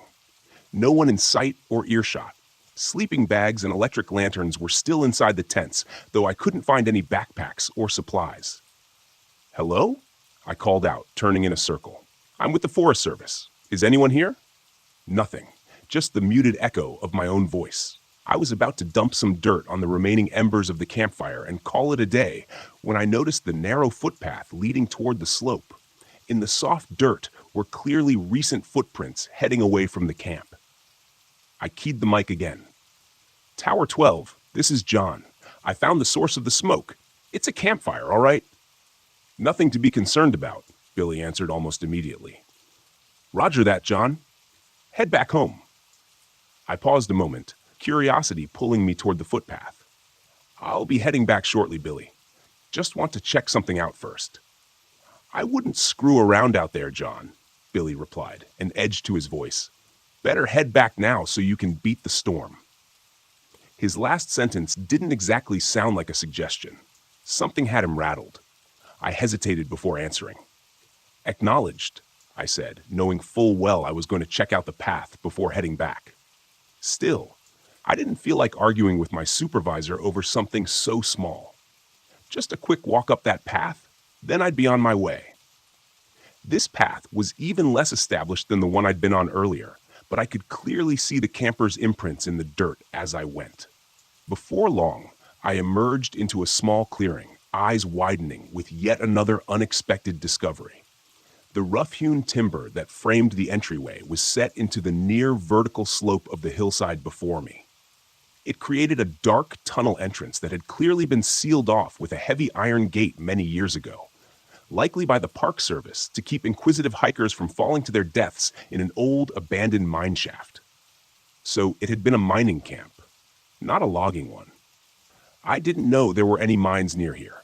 Hell, I wasn't even sure what they could have been mining for. Coal? Maybe gold? Did they even have gold mines in Tennessee? Who knows? Certainly not me. Clearly, regardless, now that gate stood wide on its hinges, the remains of a rusted chain and antique padlock lying in the dirt nearby. Hell, I couldn't just turn around and leave. One of these dumbass campers had decided it'd be fun to explore a closed and restricted mine entrance. This is Tower 12. This is John D. Reed. Billy probably wouldn't be happy that I'd continued my exploration after he told me to head back, but there was nothing to do about it now. I wasn't equipped or trained for any sort of cave exploration or rescue. The Rangers had very specialized teams for that sort of thing. But I could at least poke my head inside and see if there were any campers, or hear them, confirm if they went inside. No answer from the radio. I tried again, with the same results. I tried a different approach. "Tower 15, this is John from Tower 12. Do you copy?" I said into the radio. I figured I might be able to at least get Nathan's attention if I was out of range of Billy. "Tower 12. There was a burst of static that sounded like it might have contained the hint of a human voice, but it was too distorted and distant to make anything out. There was only a moment of indecision before I made up my mind. I knew it was reckless going into the mine, especially when my supervisor believed I was currently on my way back to the tower. But I had this nagging intuition that something might be wrong with the whole situation. Maybe someone was hurt and needed help. I couldn't just leave them there, knowing that I might be their only chance of rescue. In retrospect, I should have turned back and called it in to the ranger station. They could have mobilized the search and rescue teams that specialized in cave rescues. I should have. But I didn't. I pulled my powerful LED flashlight from my pack, turned it on, and headed into the pitch-black darkness of the mine entrance. The walls and floor had been smoothly carved many years ago, which made my footing uneventful, and the tunnel itself was mostly a straight shot. Several times during the first few minutes, I turned back to watch the bright square of daylight at the entrance gradually shrink to a pinpoint of light. By the time I'd taken the first dogleg turn of the tunnel, I was in complete darkness. It was a very strange feeling, oppressive almost. At one point, I turned off my flashlight experimentally, but after only a few seconds, I quickly flicked it back on. In that short time, my heart had been pounding in my chest, and some primal fear had begun growing inside me. It took a moment to calm myself. The darkness was absolute. It was almost as if you could feel it pressing in on you. My footsteps seemed much louder than they should have on the dirt floor, and the air was growing cold and damp the further I went. After another 100 feet or so, the smoothly carved tunnel ended abruptly in a wall of rubble. I couldn't tell if it was a cave-in at some point, or if this was simply where the miners stopped digging and hadn't bothered to remove the debris. But either way, it certainly appeared to be the end of the line. And then I saw it. I almost missed it because of the way the light and shadows played over the head-sized rocks strewn before me. But when I looked closer, I realized I was looking at a ragged hole in the wall. It was only 5 feet across or so, and definitely didn't look like the deliberate formation of the tunnel I was standing in now. It almost looked like the miners had broken into a natural void of some sort. Interesting. But there was no way in hell I was going in there. I was definitely not trained or outfitted for any sort of spelunking trip, and it didn't seem the sort of thing suited to the learn-as-you-go method. Just as I was turning back to make my way out of the mine, I heard the distant sound of voices echoing from the opening in the stone wall. The sound was faint, and may have just been my imagination, but I didn't think so. "Hello?" I called, pressing my face into the black abyss of the hole. "Can you hear me? I'm with the Park Service. I'm here to help you." Nothing. The air from beyond the breach was cold and smelled stale. Old. Wrong. It felt as if I didn't belong here. None of us did. There was a long moment of unbroken silence, and then I heard a voice again. Closer this time. "Did you hear that?" it said, presumably to a companion. It sounded like a young woman, nervous, uncertain. "Hello? Someone there?" That settled it for me. I carefully crawled through the opening into the space beyond. Shining my light around, I found myself in a small natural chamber, maybe 30 feet across, with an uneven ceiling of jagged rock that barely cleared my head. The first thing that caught my attention was the cracked lantern lying on the ground. It looked old. Very old. Maybe 100 years or more. A thick layer of grime and age covered its soot-blackened surface, and the glass was thick and uneven. Beside the askew lantern was a small leather-bound book, partially buried in the dirt and dust, with a moldering leather strap securing it closed. It looked like a journal. And without a thought, I tucked it into my backpack. Raising my light back up, scanning around the room. "Hello?" I called again. I didn't hear the voices anymore, but the narrow beam of my flashlight illuminated another tunnel in the far corner of this room, mired in darkness. "Can you hear me?" Once again, I got that feeling that something wasn't right. Then the voice came again. Closer this time. "Did you hear that? Hello? Is someone in here?" she asked, her voice trembling with apprehension. I hesitated, frowning. Something didn't seem right about the voice, but I couldn't put my finger on it. Before I could summon my words to respond, another voice called out. This time, it was clear. The voice of a young man. "We can hear you moving around in there.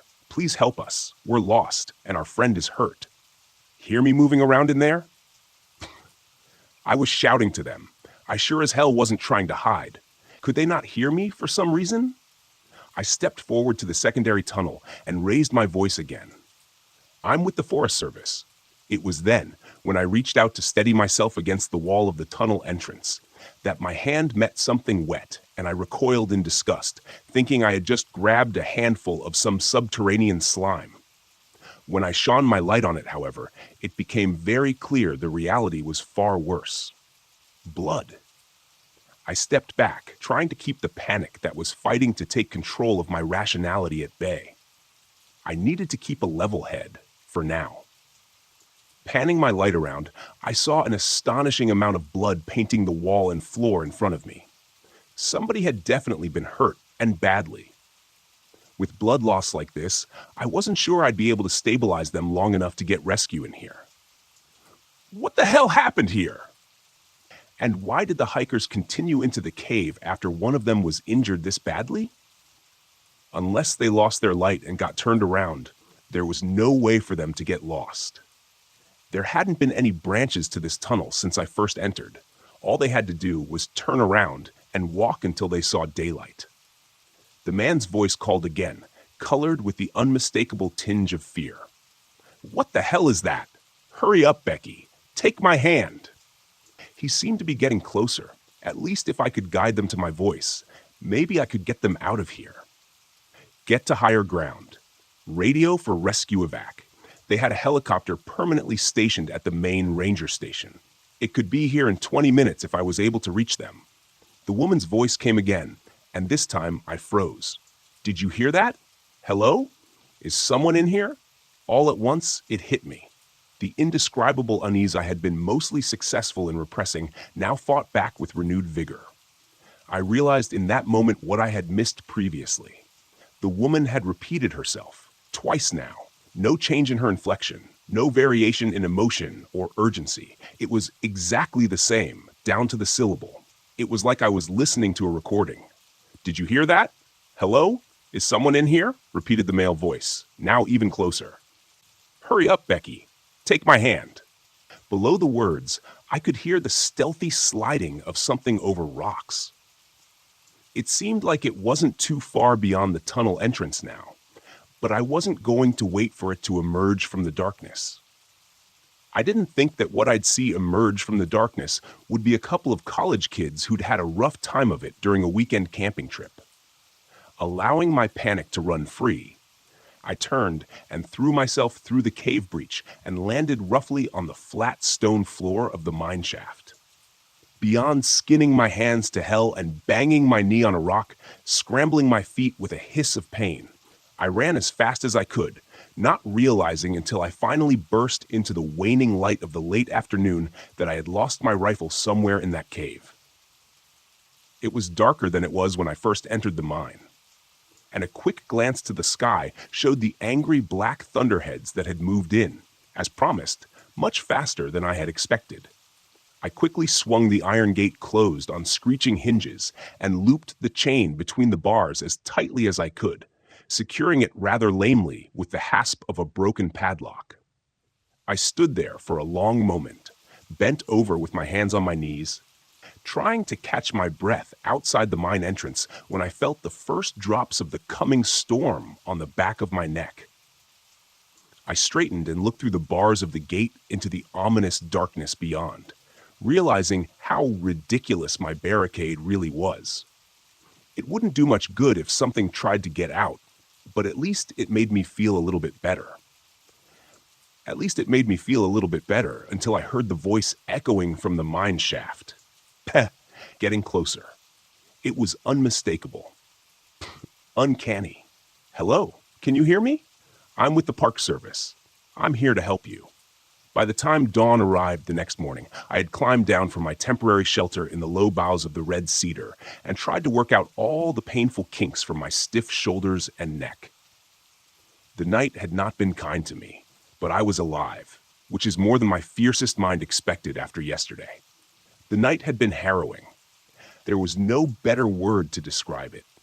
The rain hissed among the trees and stung exposed skin angrily, driven by the banshee wail of the wind rushing through the forest, accentuated by the chaotic flashing of lightning and the heart-stopping crack of thunder.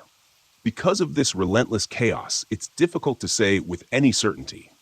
But throughout the night, I thought I heard something large trying to move stealthily in the forest near my shelter. I say, trying, because it felt like whatever stalked through the underbrush was more at home in the unnatural, Stygian gloom of a cave than under the watchful eyes of nature. Of course, it could just as easily have been my imagination. In the first dim light of dawn, as it started to illuminate the sodden and dripping forest, I spent the better part of 20 minutes straining my eyes with every ounce of concentration as I scanned the gray woodlands around me. I was only 10 feet or so above the ground, but there was no way I was going to step foot from my hide until I was absolutely certain that I was alone. Once I was satisfied, I was alone for the moment. I climbed down to the muddy ground. I tried the radio several times through the night and into the morning, but wasn't able to get even a burst of static that might indicate someone trying to respond. A combination of the storm and interference from the trees worked against me. My first thought was to get back to my Jeep as quickly as possible and run every drop of gas out of its tank, trying to get as far away from this place as I could. When I checked the GPS to see how close I was to its marked position, however, I found the unit unresponsive, with a disastrous crack across the screen that seemed to mock my dismay, probably caused by my less than graceful scramble from that damned cave. A rifle? No radio? No GPS. Perfect. I still had a compass and the rising sun to guide me, though, and that was something. I was only a couple miles from my tower, which should have been somewhere due south of where I stood. I knew that once I got close, I should be able to either find the service road or the tower itself, so there wasn't much danger of getting myself lost, at least. It was a small comfort, but one I gladly took. I moved through the trees and undergrowth with more speed and recklessness than I probably should have. An ankle broken by an errant misstep would have been bad news. Still, even though I hadn't heard or seen anything of my late-night visitor, I couldn't help but feel I was being watched. Do you know that creeping sense of dread you feel when you've just turned off the lights in the basement and now have to climb the stairs back to the light of the doorway? Or when you're making your way from your car in a dark and lonely parking lot? The feeling that something is there, something much more suited to the dark than you are? It's that same feeling that pushed my footsteps almost to a jog as I traversed the uneven ground and storm-felled trees that tried to hinder my passage. For the next hour, I moved at this pace, aware of every rasping lungful of breath, knowing that I should pause and rest for a few minutes, as pushing myself to fatigue would only increase my chances of falling or hurting myself. I imagined myself lying in blinding pain next to an unseen chuck hole, clutching at a broken leg and watching as the sunlight began to dim with the onset of dusk, waiting for whatever hunted my trail to find me. What would happen? Would I even have time to look on its visage before it struck? Did those campers in the cave? A misstep and a stumble that nearly made this nightmare a self-fulfilled prophecy jarred me back to the present. Against all instinct, I forced my pace to slow, first to a trot, then to a walk, and then reluctantly, I stopped completely, trying to catch my breath while I scanned the dense woodland around me. Nothing. No. Not nothing. As my heart began to slow and my breathing returned to a more manageable cadence, I turned my gaze back in the direction I had been headed, and an unconscious smile found its way to my lips. The sun had risen high in the morning sky during my flight, and now I caught a flash of its reflection on the windows of my tower, not 200 yards directly ahead of me. I laughed aloud with relief, fully aware that this fear-tinted eruption was closer to the manic cackle of lunacy than anything else. I didn't care, though. My feet started forward on their own, quickly reaching a brisk pace. A few minutes later, I burst out of the trees into the maintained clearing surrounding my tower, feeling the full sunlight on my face for the first time since yesterday. Had it only been a day? It seemed like longer. I was so filled with relief that I didn't even register the fact that the forestry department Jeep sat parked near my fenced-in tower until I started entering the combination into the gate lock. The faded white 12 emblazoned on the corner of the windshield told me that it was Billy's Jeep, which wasn't much of a surprise. I realized after a moment, after not hearing back from him, that I was more surprised I hadn't returned to find an entire search and rescue team making preparations to search for their lost puppy. I punched the 4-digit code into the mechanical combination lock on the gate and stepped through, making sure to close and lock it behind me. I stood there for a moment, staring through the tall chain-link fence at the dense tree line, wondering if something waited just out of sight in the shadows, staring back at me with hungry anticipation. I shook off the sudden chill as best as I could and made my way quickly to the staircase, taking the steps 2 at a time. Billy was going to be pissed at me, I was sure, but that thought was a fleeting one that didn't take purchase. His displeasure was the least of my concerns right now. When I reached the top, I threw open the trapdoor and suddenly found myself looking down the muzzle of a very large rifle. Even in that brief moment of abrupt shock, I could register how the barrel trembled in the hands of its agitated master, and I wondered how close I came to having my life ended in a brief flash of light. The moment only lasted a second or two, and then Billy hastily swung the rifle away in a safe direction.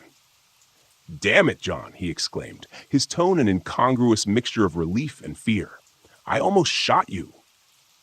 I stepped fully through the trap door and let it close behind me. "Jesus, Billy," I breathed, leaning back against the railing. I suddenly felt weary and realized it was likely the adrenaline now rushing through my system that had kept me moving at such a hurried pace throughout the morning.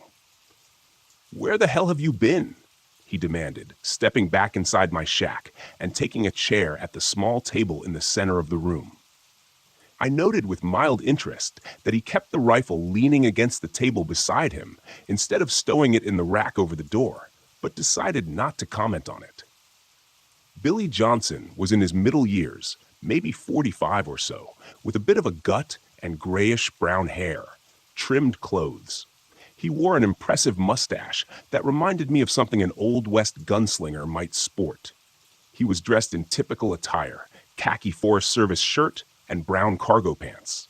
In addition to the rifle, I had had the unfortunate opportunity to closely examine a moment earlier. I noticed that he wore his .500 Magnum in a holster at his side. That wasn't too unusual. When in the bush, bears and mountain lions can sneak up on you unawares. Having a hand cannon within easy reach goes a long way toward taking the fight out of them if necessary.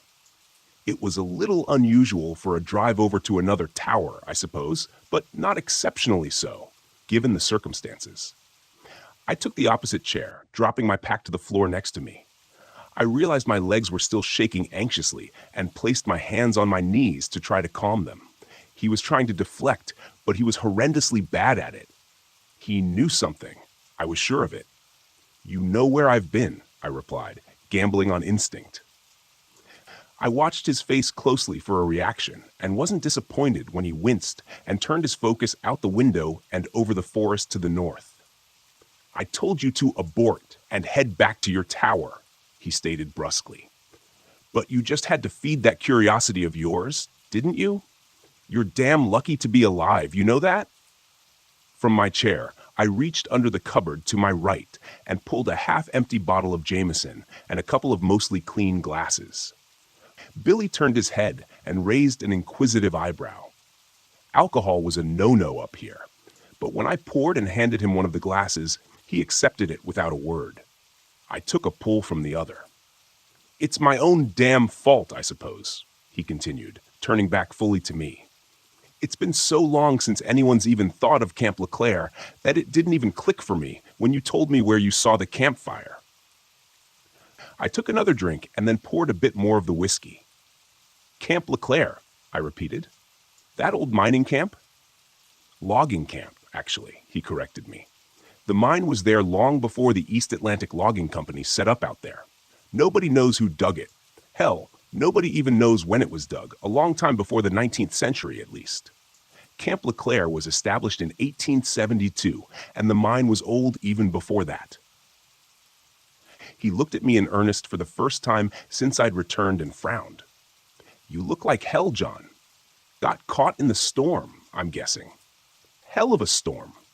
I only raised my eyebrows as if to say, "What an understatement." Billy nodded knowingly and took another swallow. "Did you find the campers at least?"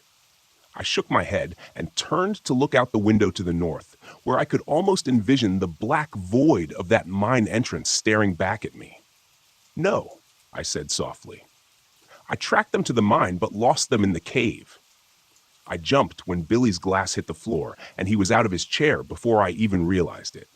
Billy hadn't moved from his seat, but now both hands were splayed on the table before him as if to steady himself. His pale blue eyes were wide and fixed on me. "You went into the cave?" he said, a sudden and horrifying realization dawning on him. It was then I realized my mistake. He hadn't known. He thought I had just discovered the camp and the mine, and then got caught in the storm overnight. A close call, but nothing that couldn't be undone. "Yeah," I replied, nodding slowly, deliberately. "Yeah, I went into that cave looking for the campers. The gate had been cracked open already. I'm not sure by whom or when." I leaned forward in my chair and stared hard at him. "Billy, there's something in there. I think it got those campers. I think it followed me out." Billy Johnson's face had gone white then, and I thought for a moment he might pass out. He scooped his glass up from the floor with numb fingers and poured himself another splash of whiskey, downing it in one gulp. When he spoke again, it sounded far away and distant. "Utami," he muttered. "That's what the Chickasaw called it, and they were here long before we ever were. Blur is what the white man called it, among other names, Kuatami." He nodded. "False brother, lying man, something like that. Hell, I don't know. What do I look like, a translator?" "It means bad," he continued. "No matter what language you speak, it means something's out there that isn't supposed to be, something that was locked away a long time ago and forgotten." It was then that he stood and grabbed his rifle, as if suddenly remembering something. "I need to get back to my tower and make a call now." I gestured to the radio base station sitting patiently on the table near the door. "Why not use mine?" Billy shook his head. "Sorry, John. It doesn't work that way. Special phone, special number. I just hope I'm not too late." I started to stand. "I'll go with you," I said. He pointed a stern finger at me and narrowed his eyes. "No, you stay here, strap on your handgun, and make sure it's loaded." His voice was calm, almost cold, and didn't leave much room for debate. Still, I had no desire to stay alone with whatever this angler thing was roaming around out here. "Billy, I can go with you. I can help." I started to argue, but it was quickly cut off when he took a menacing step toward me. And I realized quickly how much I'd underestimated him because of his normally easy manner.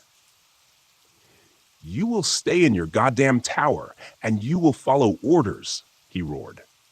I took an unconscious step back and reclaimed my seat, only managing a shaking nod in agreement. He took a trembling breath, pointed at the radio, and said in a slightly less terrifying tone, "And keep that thing on.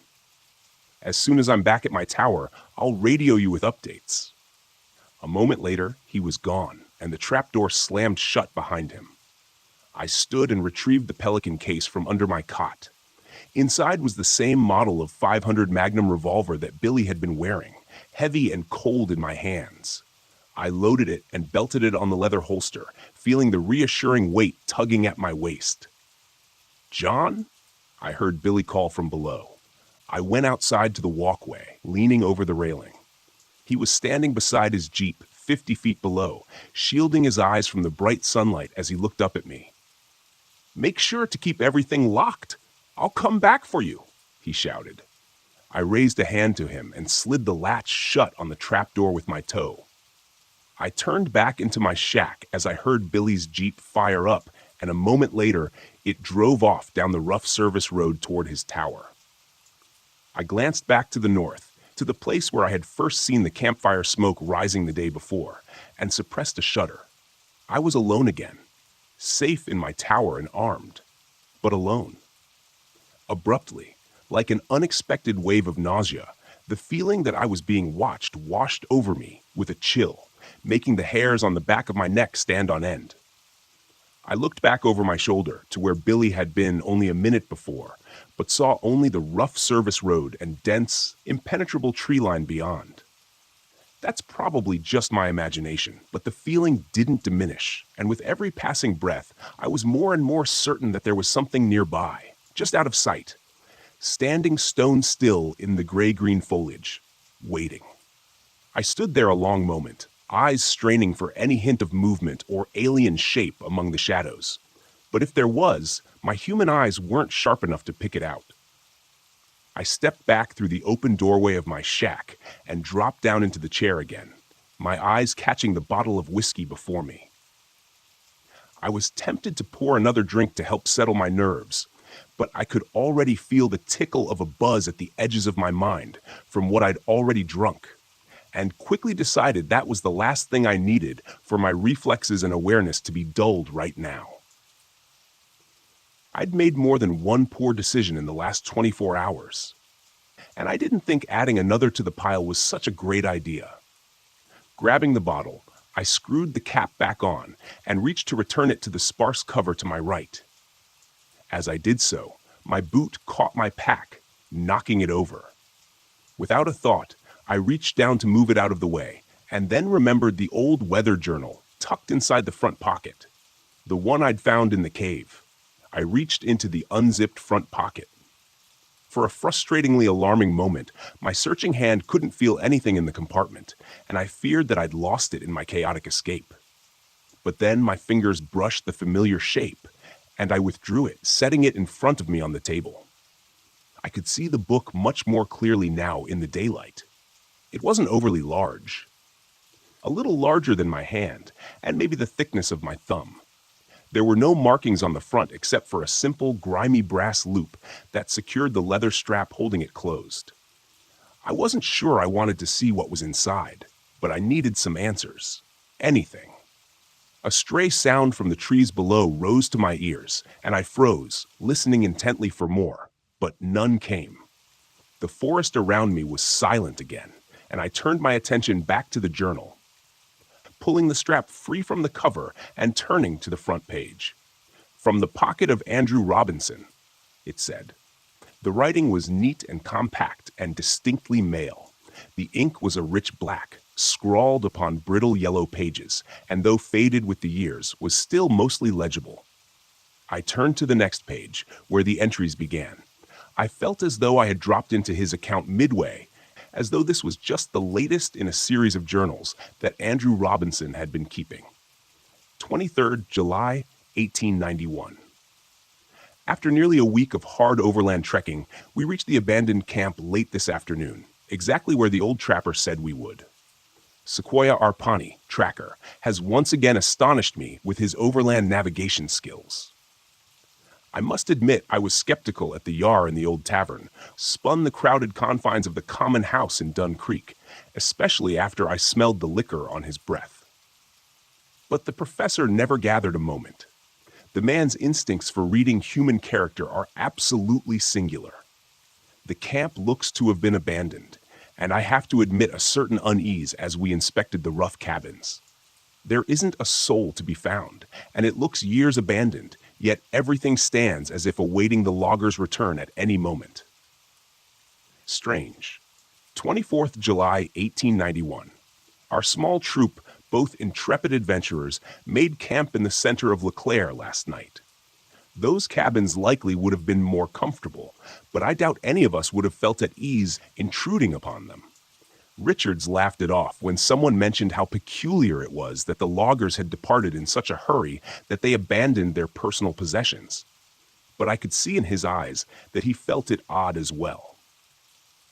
Sequoia, our ever-courageous and solid guide, seemed ill at ease and unusually withdrawn, refusing all conversation and only responding in queries with quiet grunts. Something of concern hides behind his eyes, though, and I wonder what it is. Only the professor seems unmoved by the unusually still atmosphere of this place, and his typical infectious positivity keeps working at our unease, keeping it from expanding beyond its current state. Today, we spent much of the day exploring the area surrounding Camp LeClaire, and the sunlight was nearly spent when Dobson burst back into camp with news of his discovery. We all of us raced at a moment's notice behind him as he led us along an ill-used and nearly invisible footpath that led ever ascending upon the side of the northern rocky slope.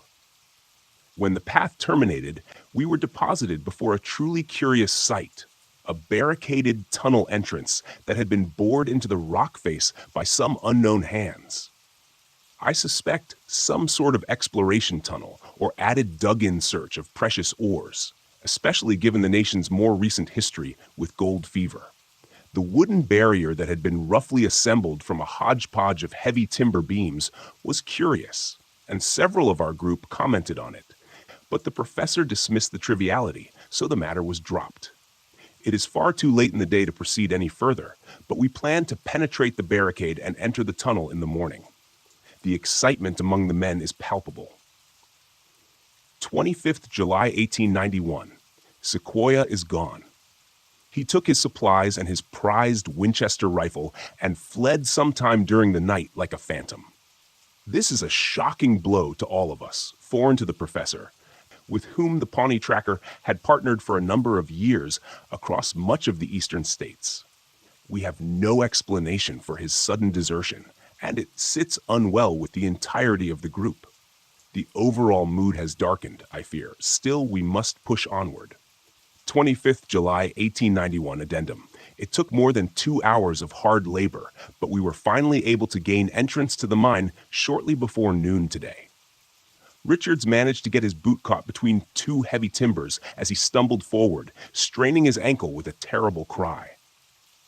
We feared it broken, but Dr. Franklin assured us that his bones seemed intact. Regardless, Richards was taken back to the camp, where he will convalesce while the rest of us make our entry. His part in our exploration has come to an end for now. We made our way in a single file through the added tunnel for some way before reaching its carved end. The light from our oil lanterns providing regrettably inadequate illumination over the rocky surroundings. When we reached the terminus of the mine tunnel, our hearts sank for a moment before the professor gave an exclamation of discovery and suddenly disappeared through a nearly hidden rift in the wall, surrounded by jagged rocks.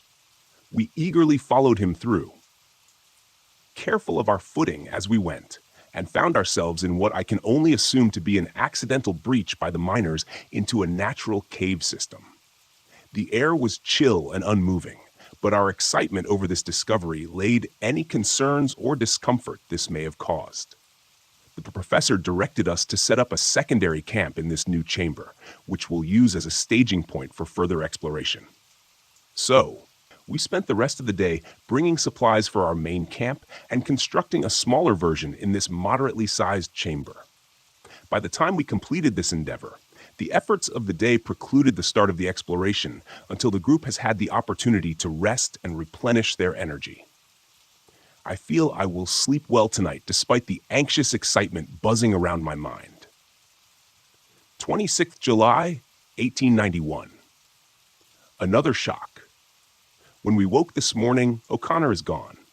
The Irishman, who has ever been reliable and constant as the North Star, was assigned first watch last night. There is no trace of him, and no indication that he took any provisions or even his personal rucksack with him. I fear his natural inquisitiveness may have gotten the best of him and led him to explore the deeper caverns beyond our ad hoc base camp, for his lantern is the sole item that has gone missing with his person. The professor immediately rallied the rest of our small group, 7 in all now, and mounted a search for our lost companion. I tried to caution him against rushing into action, but he was not to be deterred. To my dismay, I was the sole man ordered to remain here at camp, whilst my companions took up their supplies and launched deeper into the cave system in the event young O'Connor returned in their absence. I was understandably disappointed, but grasped the logic of it well enough. I would loathe to think of O'Connor returning only to find us all gone, and then losing himself again, trying to find us. I shall endeavor to rest a bit. With luck, my companions will return before long with our lost compatriot. 27th July 1891. I am at my wit's end, and I'm unsure how to proceed. It has been more than a day since the professor led the rest of the men in search of poor O'Connor, and I have felt their absence as keenly as I am aware of my own solitude in this cave. I've seen nothing of our missing companion or the party that delved deeper into the system yesterday morning, and I know their lanterns did not have sufficient fuel to carry them for this long without other means of illumination to guide their return. I fear they are hopelessly lost. I myself had to return to LeClaire for more lantern oil for my waning light. I must admit, with no little embarrassment and some reluctance, to my return to this dark place, which no longer carries any of its former adventurous excitement or fascination. It is now nothing more than a doorway into the deep places below the earth, where men were never intended to tread. But the growing apprehension is not the worst of it. The sounds, by heaven's grace, the sounds.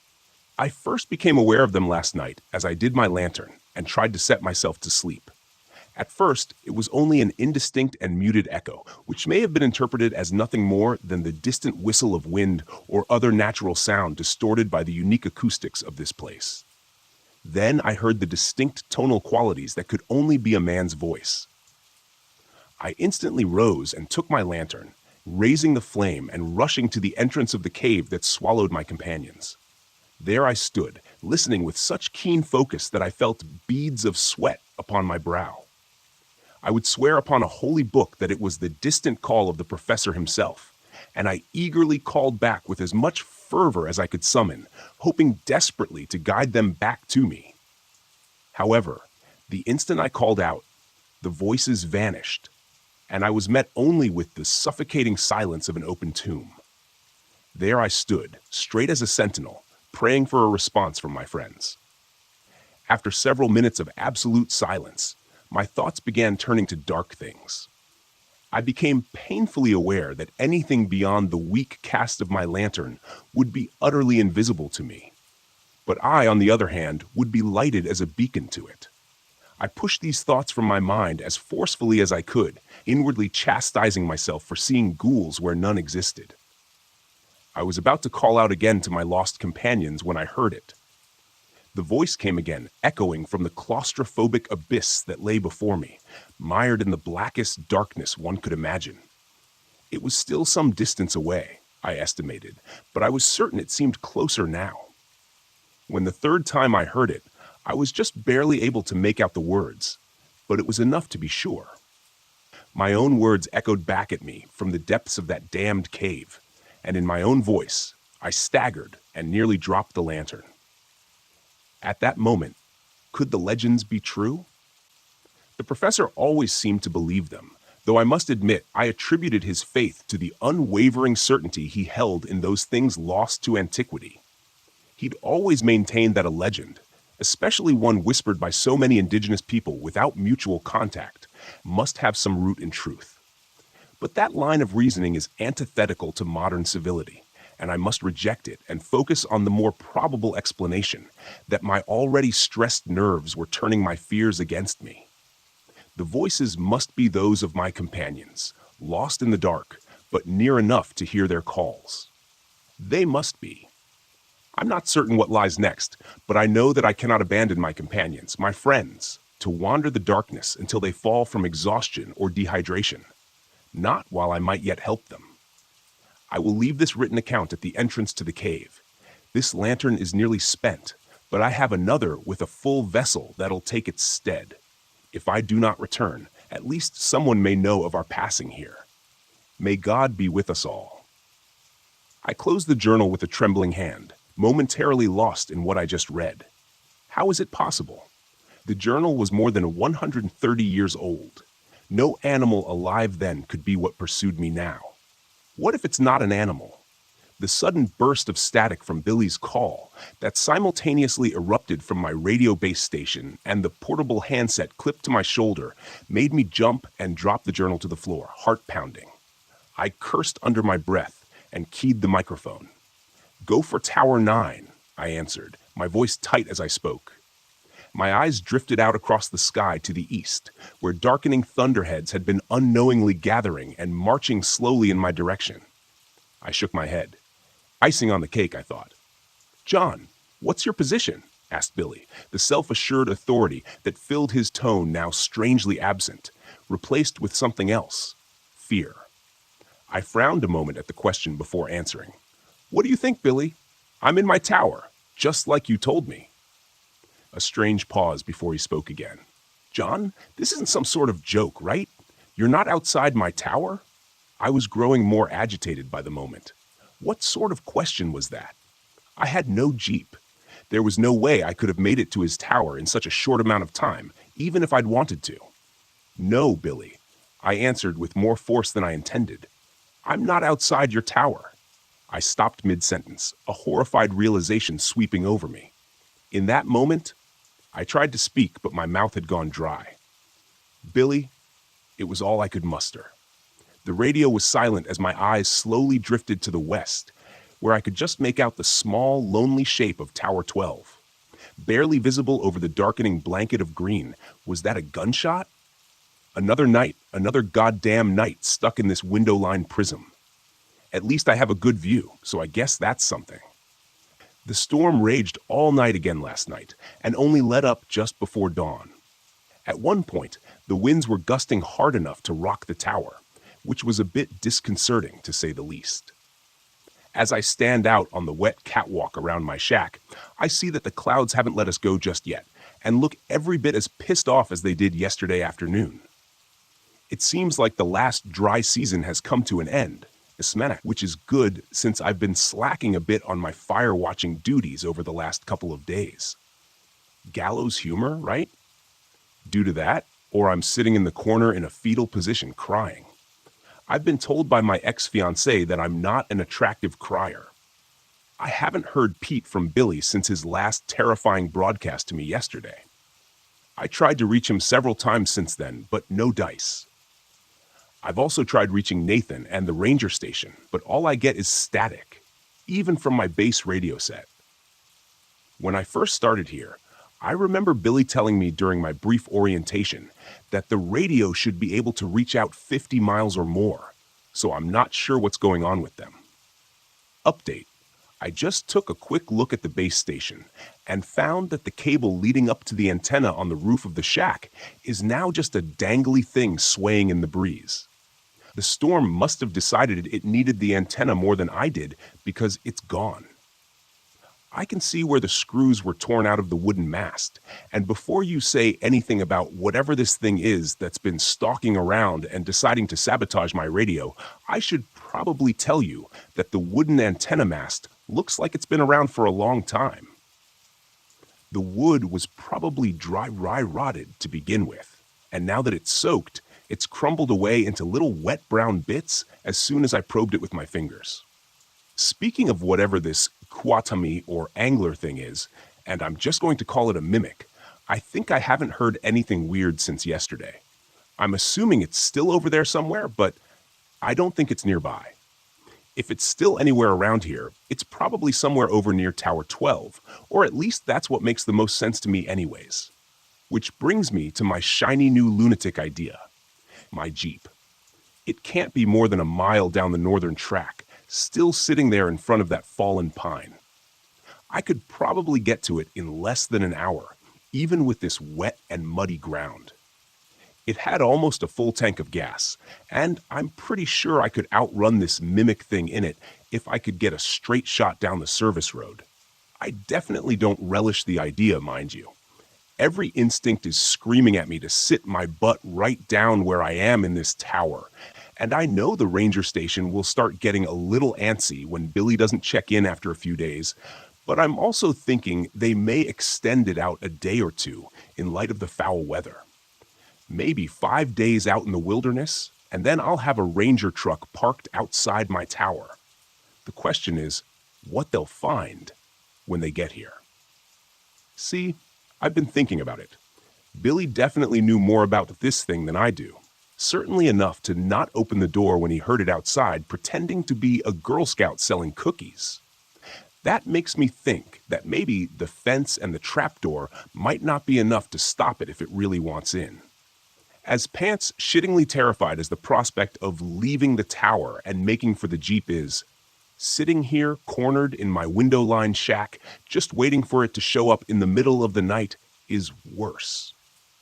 At least I have a chance out there. I still have the Magnum. It's been holstered to my belt since yesterday. They don't issue pea shooters for bear protection out here. This thing is the most powerful handgun in mass production. It'll put down anything in North America as long as you can hit it right. Any normal animal, anyways. Who knows what this thing is capable of? Still, it does provide a level of comfort and gives me some confidence that my plan may work. It's on my side for now. I'm going to try to eat a granola bar to put something in my churning stomach and try to build a little energy. I don't think I've eaten anything since yesterday. After that, I'm grabbing my pack and heading out. Wish me luck. I left my tower shortly after 10 a.m., and let me tell you, those were some of the most difficult first steps I've ever taken in my life. Stepping out through the chain link fence into that open space beyond my small compound felt like I was stepping off the roof of a skyscraper. When I closed the gate behind me, I stood there motionless. Must have been 5 minutes, frozen in place with my hand clenching the grip of my revolver that's holstered at my belt. Even with all the stress and anxiety swirling around in my head, I was amazed at how keen my senses seemed in that moment.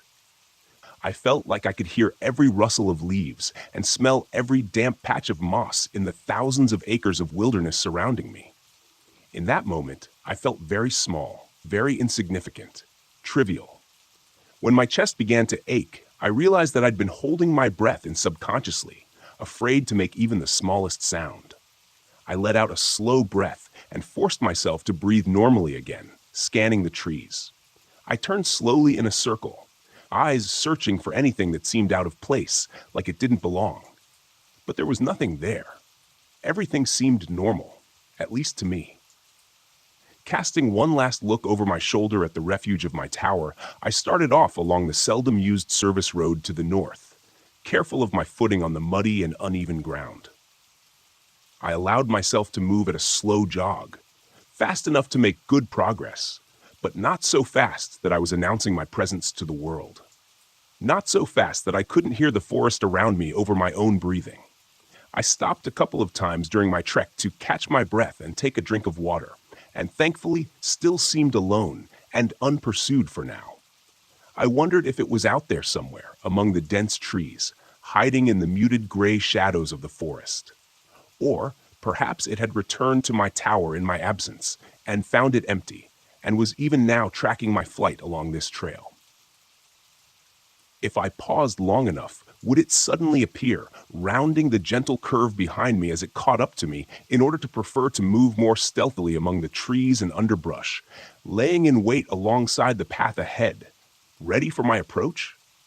I had to forcibly shake myself of that line of thought. It wasn't doing me any good now. I was committed to my plan. The thought of retracing my steps and returning to my lonely watchtower held just as much terror, because now it's out there, unmanned, unwatched, and abandoned. For all I know, the mimic could be there at this very moment, ransacking my shack. I definitely didn't want to walk in on that little scene. I can promise you that much. I ended up making surprisingly good time on that northern path. It was only about 30 minutes before I saw the dim shape of my Jeep waiting dutifully in the middle of the path ahead. The matte tan paint job and black cloth roof stood out remarkably well against the muted greens and browns of the surrounding forest. Urging my pace to quicken, I covered the last 100 yards before I even realized it and found myself standing at the door, hand on the handle. I paused. A chill ran down my spine, inciting an unbidden shiver. And I realized then how quiet the forest around me was. I wasn't sure how long it had been this way. I felt that something was out of place, and so did the native fauna. On any given day, the trees were alive with the sounds of wildlife. Squirrels and chipmunks chittered, insects buzzed, and 1,000 varieties of birds called and sang from the treetops. Not now, though. Now it was as if they had all left. It felt very alone in that moment. Only not quite alone. Somewhere out there, in that sea of trees, something stalked. Something that didn't belong in the light of day. Something that didn't belong under the watchful eyes of Mother Nature. I was pretty sure she wouldn't have let something like the mimic evolve had it not been hidden in its underground realm. The door of the Jeep was thankfully quiet as I depressed the latch and swung it open. If this had been a horror movie, I'm sure an ear-splitting screech would have erupted from its hinges. But in real life, we tend to take care of these vehicles pretty well. In the best of times, they are the only convenient transportation for 20 miles or more. In times like this, though, it was likely the only thing that would save my sorry ass. I jumped in and pulled the door shut behind me with a dull thunk, subconsciously locking it. I almost laughed when I did that. The entire top of the Jeep was nothing more than canvas and plastic windows. A feisty hamster could probably have penetrated my little haven, and I doubt the mimic would even think twice about it. The Jeep fired up immediately when I turned the key in the ignition, and I threw it in reverse for the most ungraceful 14-point turn you've ever seen on the narrow and muddy service road. Once I got it turned around, I didn't waste any time directing it the way I'd come.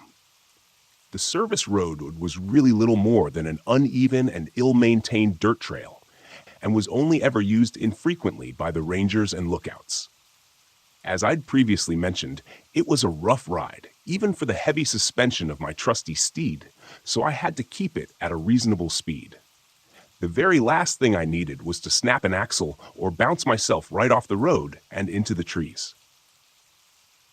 Considering the condition of the trail, with the fact that it constantly wound and curved as it progressed, it meant that even my best speed wasn't much faster than I could run on foot. That's okay. Once I got past my tower, the service road was generally better maintained and followed a more or less straight path. I'd be able to build some decent speed there and be out of the wilderness and standing at the ranger station in an hour or so. The abrupt appearance of my tower caused me to feather off the gas as I rounded the last curve from the northern track. I slowed to a crawl and squinted through the now dirty windshield. From here, everything looked exactly like I had left it. The gate still stood closed, and looking up, I could see the trapdoor also appeared shut. Maybe this thing hadn't returned. Hell, maybe this thing wasn't ever going to return.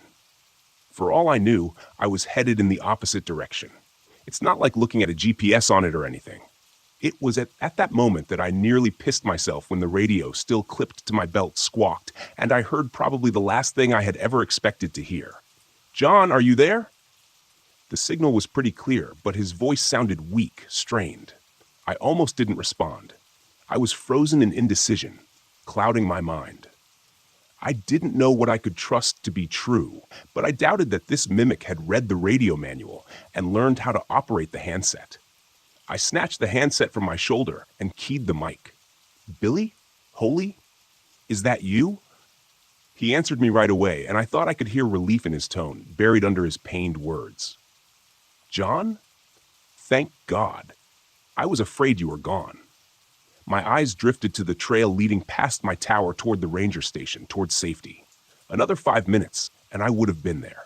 I got to my Jeep, and I was just about to haul ass for the ranger station when I replied, "What's your status?" There was a moment of silence, and I wondered briefly if he hadn't even heard me. But then he answered, "I'm not doing too hot, John. I'm in my tower, but that thing hurt me. I've lost a lot of blood, and I've been drifting in and out. I've patched myself up as best as I could. I stopped the bleeding for my leg." He frowned and closed his eyes for a moment, asking a question I was pretty sure I knew the answer to. "Are you able to get back to your Jeep?" I thought I heard a coughing bark of laughter before he answered. "I don't think so. Pretty banged up, man. What happened?" "Billy, son of a... It got into my tower, managed to get a shot off, but not before it got a jump on me. I took off before it did me in, so I think I hit it. I don't know where it is now, though. My tower is wide open, and it hasn't come back, so maybe it's dead." I doubted that. Things never work out that simply. "Are you stable, Billy? Can you be moved?" Another silence, and then he said, "I know what you're thinking, John. Just turn your Jeep around and haul ass to the ranger station. That's an order." I dropped my forehead to the steering wheel, closing my eyes and cursing. It would have been easier if Billy hadn't radioed me. I know it's selfish. I know I'm an idiot for even thinking it, but I could have been blissfully out of range if he'd only waited for 10 more minutes. Still, I put the throttle down and got the hell out of there. I could still race for the ranger station, have them mobilize a chopper to come back for Billy. But they were at least an hour away. Factor in the spin-up time for the helicopter, and you're talking more like an hour and a half before anyone gets to him. It didn't sound good. Something told me it was unlikely he'd last that amount of time. I could still turn left. I'd likely live. But could I live with myself knowing that I left Billy to die alone in his tower? What if our situations had been reversed? Sure, I might be saying the same words he was saying now, but in my heart, I'd be pleading for that voice on the radio to help me. I couldn't imagine being in his position, lying there, hurt, bleeding out, knowing that his safe haven was wide open and that thing was out there somewhere.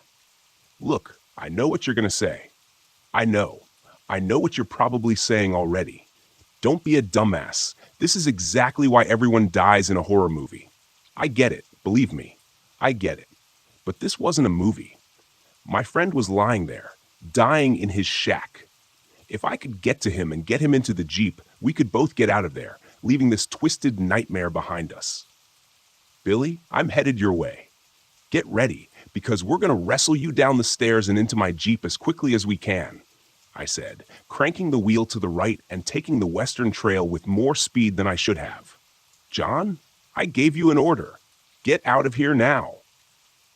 Despite the situation, I managed to start a grin as my rig bucked and bounced over the uneven trail.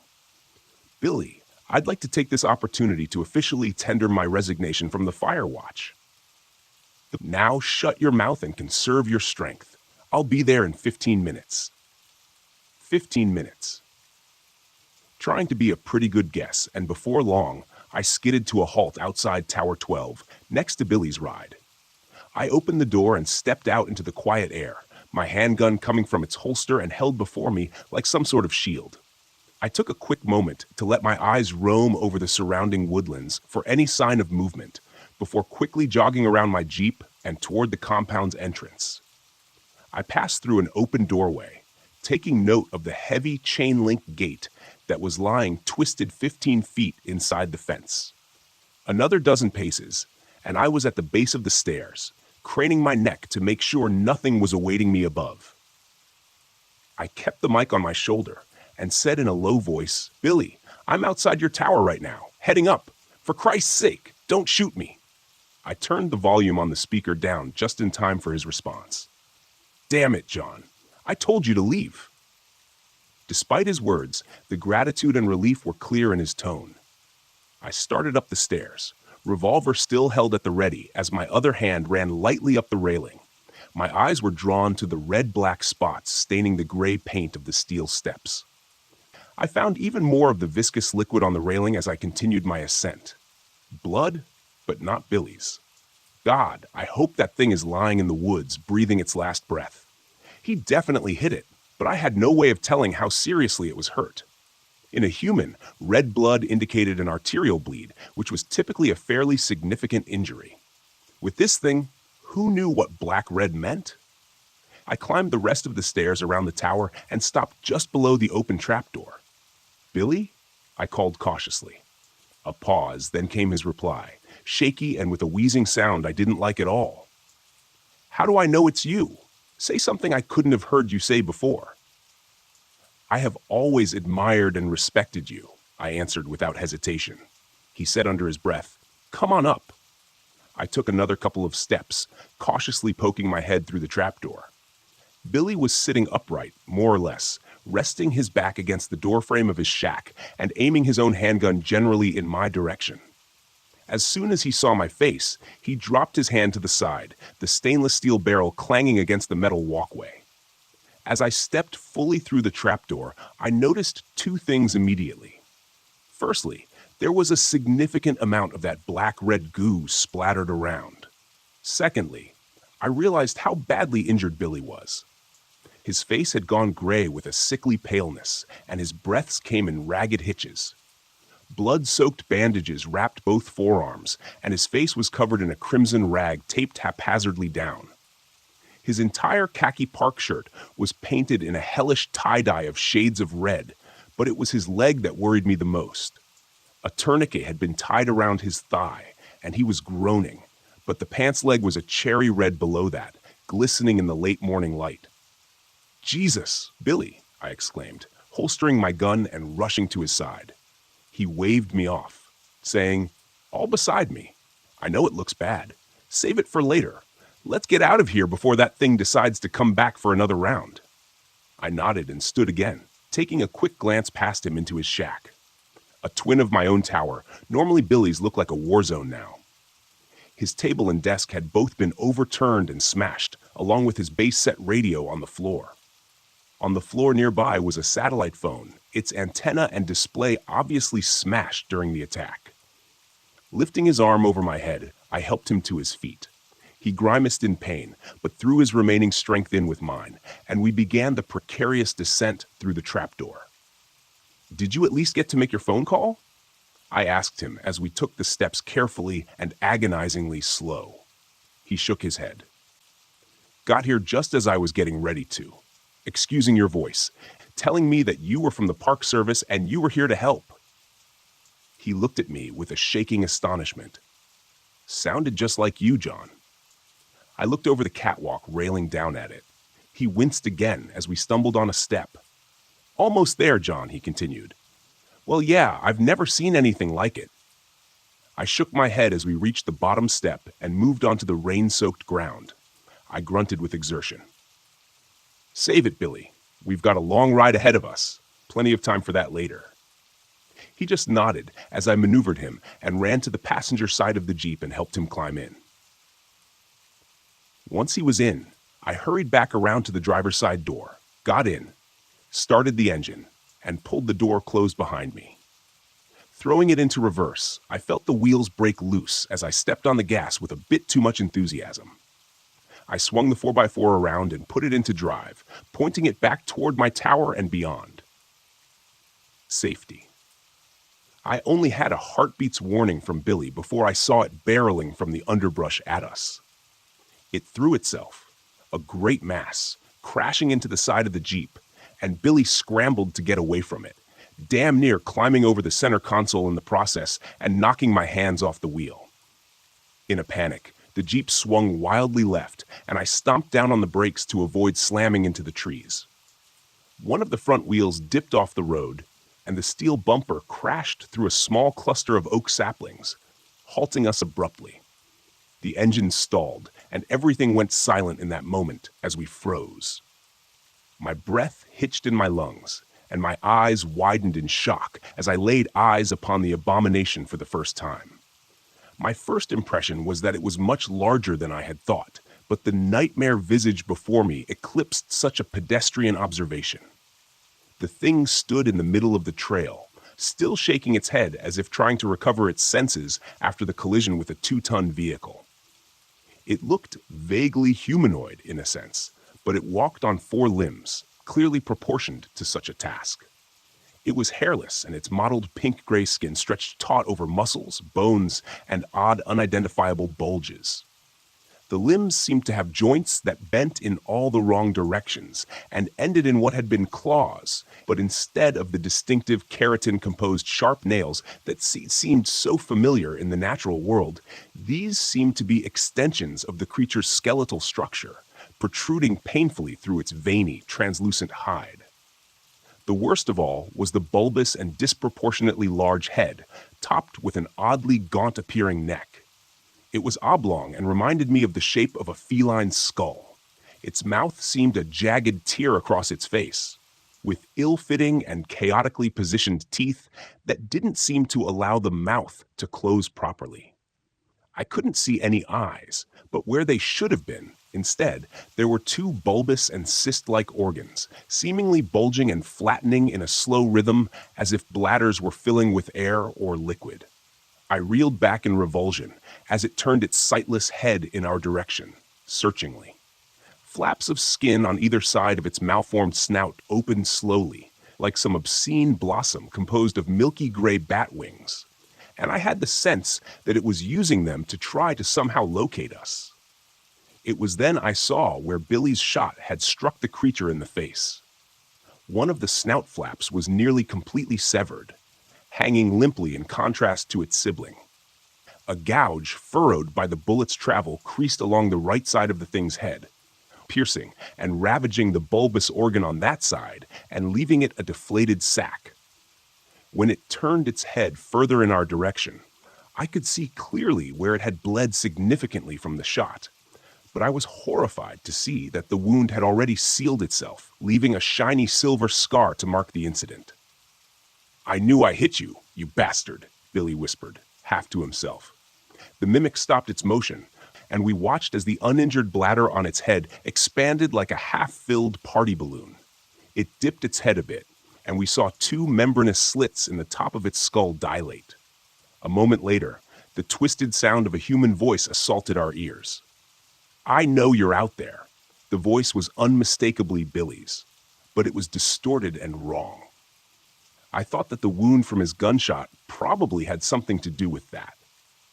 The thing raised its head again, turning a bit more in our direction. It took a few experimental steps forward, then paused and lowered its head. This time, we heard what sounded like the painful roar of a beast, almost perfectly replicated, except for that same distortion we had heard previously. "Killed a bear." I held my breath as we watched it again raise its head and take a few more contemplative steps in our direction, slowly swinging its grotesque snout back and forth. I could see how the flaps of skin that were flared open, where its nose should have been twitched minutely back and forth, and I felt like it was using them to listen for us. "Knows we're here somewhere, but he can't see us," whispered Billy, leaning close. "But if it gets close enough, I'm thinking we're done for." I looked over at Billy and realized that there was no way he'd be able to make a run for it in his condition. From the look of the thing growing ever closer to where we cowered in our Jeep, I thought it was likely we didn't have much time before it got close enough to hear our breathing, our heartbeats, or whatever, even inside the 4x4, and when that happened, I knew what would come next. Billy closed his eyes for a moment and turned to me. There was something in his eyes then, sort of acceptance. So he didn't like it one bit. "Get ready with the cannon," he whispered. "Only gonna get one chance at this." "What are you talking about?" I asked. A moment later, I had my answer. Billy took a deep breath and mustered every bit of strength to fling the door open and stagger out of the Jeep.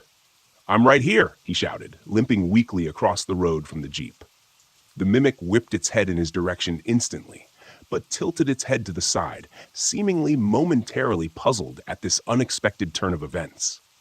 Billy held his own magnum in his hand, but it was too weak to raise it towards the beast. Still, he pulled the trigger, and a resounding boom seemed to shake the air. The mimic flinched at the defining sound of the gunshot, the flap of membrane at its snout snapping shut protectively. But its stunned hesitation didn't last very long. In an instant, faster than I would have thought possible, it launched itself on powerful limbs at Billy, knocking him to the ground and tearing at him with teeth and claws. I heard my friend screaming, then a horrible, soul-rending sound that I'll never forget as long as I live. But now was my chance, and I took it. I swung the door open and stepped out of the Jeep, my gun coming free of its holster in the same moment. The creature was preoccupied with what was left of Billy, but as soon as I brought the gun up and thumbed back the hammer, its head swung around at me. It crouched like a compressed spring, preparing to launch, but I was quicker. The report of the gunshot was incredible, and the recoil from the powerful round rocked my wrist back painfully. The beast staggered, and I saw a burst of blood and tissue explode from a wound where its shoulder met its neck. It howled an otherworldly cry, sounding like a bedlam mixture of man and beast. But though the wound seemed terrible, it tried once again to throw itself at me. I was set on my course, though, and took step after step toward the creature, pulling the trigger again and again until the gun ran dry. All I was left with was the clicking of the hammer and a high-pitched ringing in my ears. The acrid smell of gunpowder stung my nose, and by the time I finally stopped, I found myself within only a few feet of the horrific thing. 6 blackened holes stippled the neck and torso of the creature where the bullets had entered, and I knew that the destruction of their exits on the opposite side would be far worse. The mimic lay sprawled across the ruined body of Billy Johnson, its weight crushing whatever had been left of my friend. Black-red blood spread out from beneath the thing's bulk like an oil spill across a smooth floor. I noted with some muted surprise that the creature still twitched and slowly flexed its powerful muscles, and a wheezing sound was quietly emanating from the slits on the top of its skull. I holstered my empty handgun and scanned around the ground for what I knew was there. A moment later, I spotted it. Billy's own Magnum, lying half buried in the muck where it had been torn from its grip under the weight of the monster. I snatched it up and shook it clear of most of the mud and grass. Opening the cylinder, I saw that only one unfired round remained. That was enough, though. I approached the horror before me without apprehension or pause, my eyes focused on this thing that had caused so much pain and terror. I thumbed the hammer back and placed the muzzle against the mimic's head, which still convulsed with some small remaining life. I didn't know if it would be able to heal from the wounds I had already inflicted. Logic told me it was unlikely, but the silvery scar I'd seen from Billy's previous encounter caused me to question everything I thought was possible. I felt the tremors from the creature vibrate through the gun as the barrel rested against its skull, right between where its eyes should have been. I tensed my finger on the cold steel of the trigger, and the crack of the gunshot echoed throughout the forest. It was done. But even as I walked back numbly to the Jeep and restarted the engine, I wondered if that was true. I thought back to the journal I'd read, written more than 130 years before, and how it alluded to the tales of this creature going back long before then. As I drove the Jeep along the rough and winding service road, I wondered at the possibility that what we encountered was the only one of its kind. That the same beast had somehow terrorized cultures separated from each other by great time and distance, spawning the legends that the author of the journal and his companions pursued. It didn't seem likely. And now the door was open.